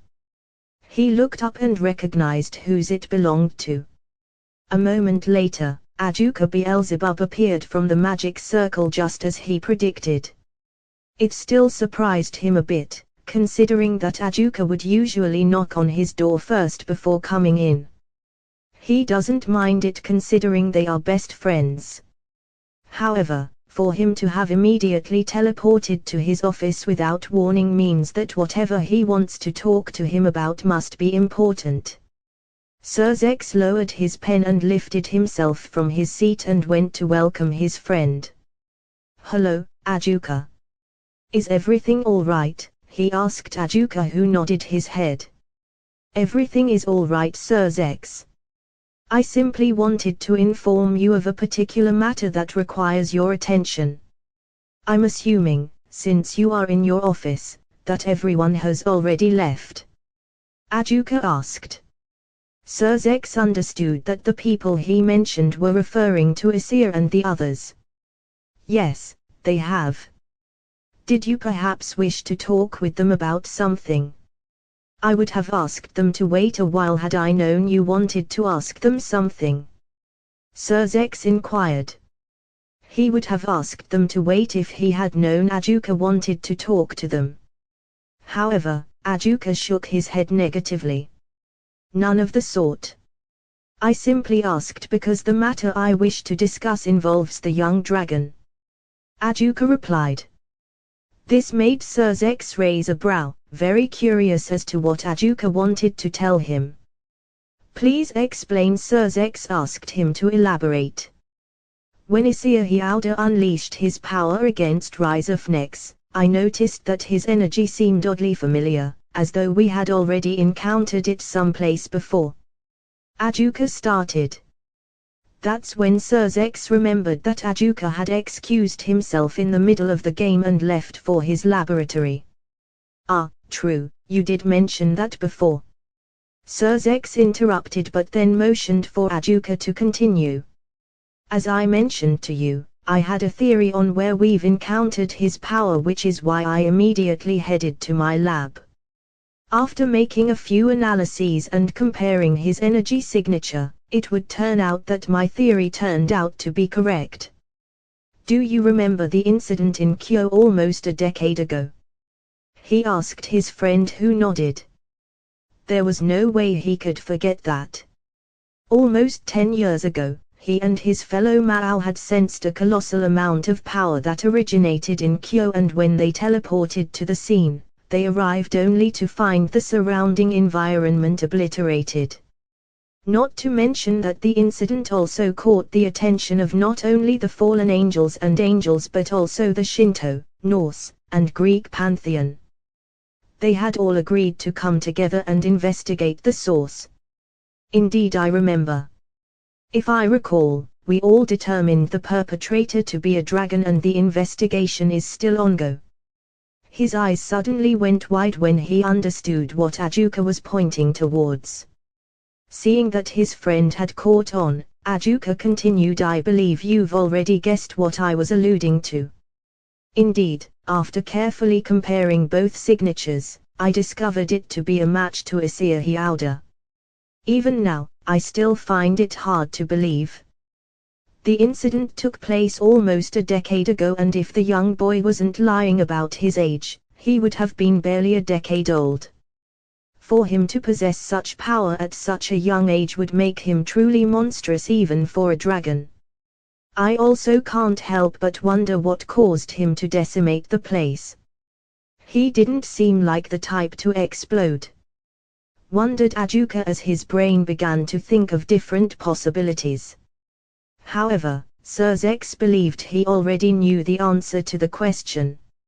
I believe I know the answer to that if you simply look at the location. That place was the Imejima shrine where my sister's Queen Akeno Imejima lived alongside her family. Based on what she told me, Akeno and Issei Hyuga are childhood friends whose families used to hang out very often with each other. However, one day the Imejima clan ambushed Akeno and her mother in their home while her father Barakiel was away, resulting in the death of her mother. This is purely speculative on my part and based on the reports of the investigation from the past, but I'm assuming the Imejima clan used some kind of spell to destroy the entire shrine altogether, and I assume the young Issei must have arrived at the scene witnessing all of that. Akeno is his mate, and for a dragon, losing one of their precious mates is enough to send them into an outrage, which is what I'm assuming happened to the boy. Sir Zex finished explaining. Ajuka nodded in agreement with his opinion. In regards to the topic regarding his incredible power, I think that can easily be explained if his mother is who I believe she is. This time it was Ajuka who raised a brow, wondering what Sir Zex meant. His mother. Indeed. Shortly after you left, just when Issei was about to kill Riser off, his mother teleported to the rating game field and used her powers to stop her son's attack. Although it was brief, there was no way for me to be able to mistake that being's aura. That was most certainly Ophis, revealed Sir Zex. Ajuka, uncharacteristically, suddenly went wide-eyed in shock upon hearing that. Not that anyone could blame, since the news was that shocking. Oh, Ophis. Are you positive about that, Sir Zex? As I said, there is no way I would be able to mistake her aura. You know I wouldn't joke about something as serious as this, answered Sir Zex. I still find it hard to believe that it is her. From our reports, Ophis had disappeared nearly 2 decades ago and no one had seen her since. I had assumed that she had simply returned to the dimensional gap since, as far as I know, the only thing Ophis had ever been interested in was to return to her home. To think that she would suddenly reappear and also have a son," said a surprised Ajuka, still trying to wrap his head around this fact. "Believe me, I share the same sentiment. However, if you look at the facts, it does pan out. Issei is approximately 17 years of age, which coincides with the time frame that Ophis disappeared, and it would explain the boy's enormous power if he were the son of a dragon god," said Surzex as he explained his reasoning to his friend. What he said made sense to Ajuka. He couldn't deny that it did coincide with the time frame Ophis had supposedly disappeared. "I see. However, this is a very concerning situation." "How many people have figured out Ophis's identity?" asked Ajuka. "It would cause widespread panic if people figured out Ophis was in the underworld. Luckily, I believe only myself and Seraphal figured it out since we were paying close attention. The others were luckily distracted by Issei to notice his mother." "Well, at the very least that's one concern we don't have to worry about. However, that begs the question, what should we do with this information?" Ajuka pondered. They needed to tread carefully or things could go downhill real fast. "To tell you the truth, I was thinking of simply doing nothing at all. From what I can see, she hasn't done anything against us and seems to be living peacefully in Kyo." Surzex shrugged as he gave his answer, causing Ajuka to look at him in surprise. He honestly didn't expect that answer from Surzex. Seeing his reaction, Surzex continued. "It's not like we can do much. If we take any action against Ophis, it would likely bring her wrath down on the underworld and we would practically be wiped out. That is not even counting her son, Issei, whose strength seems to rival if not even surpass ours. We would probably also have to face the wrath of Tannin, Tiamat, and the dragons. We wouldn't stand much of a chance alone against such a force." "Tannin?" Ajuka raised a brow. "Yeah. Tannin practically adores Issei as his most favored pupil and treats him as his nephew. Everyone over in the dragon's territory boasts about their dragon prince, and I have little doubt they would take their side over ours any day. Don't forget that Tannin Dornor became a devil to help prevent the extinction of his species that required the use of dragon apples. He easily discarded his pride for the benefit of his species, and I have little doubt that he would take the side of someone who he considers his nephew. I have no intention of starting a pointless war that will cost so many innocent lives. I've had enough of that during the Great War," he said in a saddened tone as he recalled all his friends who died in the war. Ironically, most casualties were inflicted during the fight against the heavenly dragons, and that was when they had combined forces with Heaven and Grigory. By themselves and against a dragon god of all beings, there was only one guaranteed outcome should they be in combat: extinction. Ajuka nodded. "Very well. I will follow your lead on this one. I agree that we cannot afford any sort of conflict against a dragon god, therefore, keeping quiet about this is the best option." Ajuka agreed with Surzek's opinion. Indeed. Besides, if revelation was discovered, it would lead to a colossal amount of unwanted questions from those old bastards. Ajuka understood he meant the Devil Council.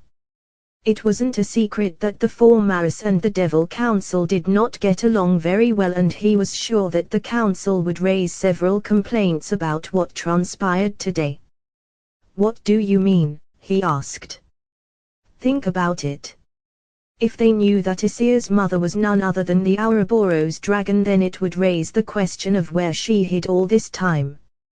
We know that she disappeared almost 2 decades ago, and we know now that it was due to having a son. Since we also know that Issei and Akeno were childhood friends, it stands to reason that Ophis had been living in Kyo for a time until the incident that happened in the Imejima shrine. Then that would beg the question of where she went afterward. However, the answer here can easily be found due to her son. Ajuka quickly caught on to what Surzex was pointing to. The Dragon Prince, he stated with Surzex nodding. Exactly. The rumors circulating the Dragon Prince started around a few years ago, and since we all know that the Dragon Prince is Issei, it means that he and his family must have been living in Tanin's territory for at least that long. So Ophis has been living right under our noses, Ajuka stated out loud as he rubbed his chin in thought. Yeah. I'm assuming either Ophis forced Tanin to allow them in, or Tanin himself offered them sanctuary. Though I'm confident it's the latter, considering how special Issei's existence would be. Case in point, if the Devil Council found out that Ophis has been living in the underworld all these years, they would probably start accusing us that we hid her as a power struggle to overthrow them or some other bullshit. This would no doubt lead to a civil war among us, or in the absolute worst case, they will demand us to attack Ophis and drive her out of their home, which would lead to our destruction. I'll be damned if I allow those old coots to lead our people to their deaths. Surzex finished explaining. All right, I do agree with you on that point. However, in regards to Issei Hyuga, should we tell the other factions about him? You did promise them that we would notify them should we find out who caused the incident back then. He reminded him of his promise to the other leaders. True, however, technically speaking, our investigation is still ongoing and they have yet to find any promising leads, so I'm not exactly going back on my word. He twisted his words. Ajuka could help but chuckle. You are a sly devil, Surzex smirked. We are devils, we lie and deceive others. It's part of our job description, and in this case, I'm not lying, just bending the truth a little, he stated. He is not exactly wrong. Very well. I'll trust you and go along with your plan. Thank you, my friend. Things certainly have gotten interesting, to say the least. Our side now possesses the Red Dragon Emperor, and it is only a matter of time before Red and White clash once more. And now a new dragon god has been born. I wonder how things will change from now on. Only time will tell. Surzex wondered before Ajuka decided to take his leave and teleport back to his laboratory while Surzex had to finish working on his documents. Another day has gone by in the city of Kyo. Another peaceful day where you could see the people heading off to work. Children heading to and from school. Everything seemed to be peaceful except in the Hyuga residence, where it was anything but peaceful. That insignificant worm said what? Great-red shouted in rage as his aura engulfed the house. If it wasn't for his barrier, the entire supernatural realm would have felt his colossal power born off his wrath. Wait, please Dad, calm down. The situation has already been resolved, said Issei as he desperately tried to restrain his father in place. He had to partially transform his arms and legs in order to be able to even hold his father, but even then, it wasn't enough as his father was too strong for him. The only reason he was even able to stop him a little bit was because his father was subconsciously holding his strength back so as to not harm his son even in his enraged state. I don't give a rat's ass whether or not the situation has been resolved. That bastard dared to make such a claim and I will erase his existence for this, said an enraged Great-red. Seeing her mate going off like that, Ophis couldn't help but sigh. You shouldn't make a big deal out of it. What's the big deal? Inquired Ophis. Great-red then turned his attention to his mate. his eyes brimming with rage as they had already turned into slits. "Are you seriously asking me that? That bastard dared to even attempt to claim you. You, my mate. You are mine and no one else's, and I will incinerate anyone who dares to even touch you. Just thinking about it drives me mad." In his enraged state, he didn't notice the blush on Ophis' cheeks. "Oh, so now you decide to be all romantic," she whispered to herself. Of course, she couldn't deny that she enjoyed it. However, right now she had to focus on calming down her husband, lest he will accidentally hurt their son who had somehow still been able to restrain him. Ophis had a simple solution to calm him down. She moved forward, grabbed her mate's head and brought him forward for a kiss. That seemed to have done the trick as Great-red's anger slowly dissipated. They then separated as Ophis looked at her mate. "Have you calmed down now?" she asked him. "Yeah, thanks," Great-red answered as he took a deep breath. "Good. If you had gone any further, you might have harmed our son," she stated. Great-red looked towards his son. "I'm sorry, son," he apologized to Issei, who waved his hands. "It's all right, Dad. I understand why you got angry over what transpired, so I cannot blame you for that. Heck, I was livid when that bastard dared to treat my mother as some kind of prize, so there is no way I could fault you for feeling the same way since Mom is your mate. If it wasn't for Akeno, then I would have incinerated him to the point where not even his ashes would remain," Issei explained before looking at his arms and turning them back into his human ones.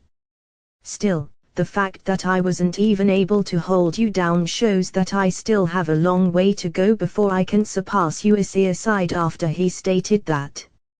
Even though he didn't want to admit it, it did hurt his pride a bit that he couldn't even hold his father despite the fact that he had gotten ridiculously stronger.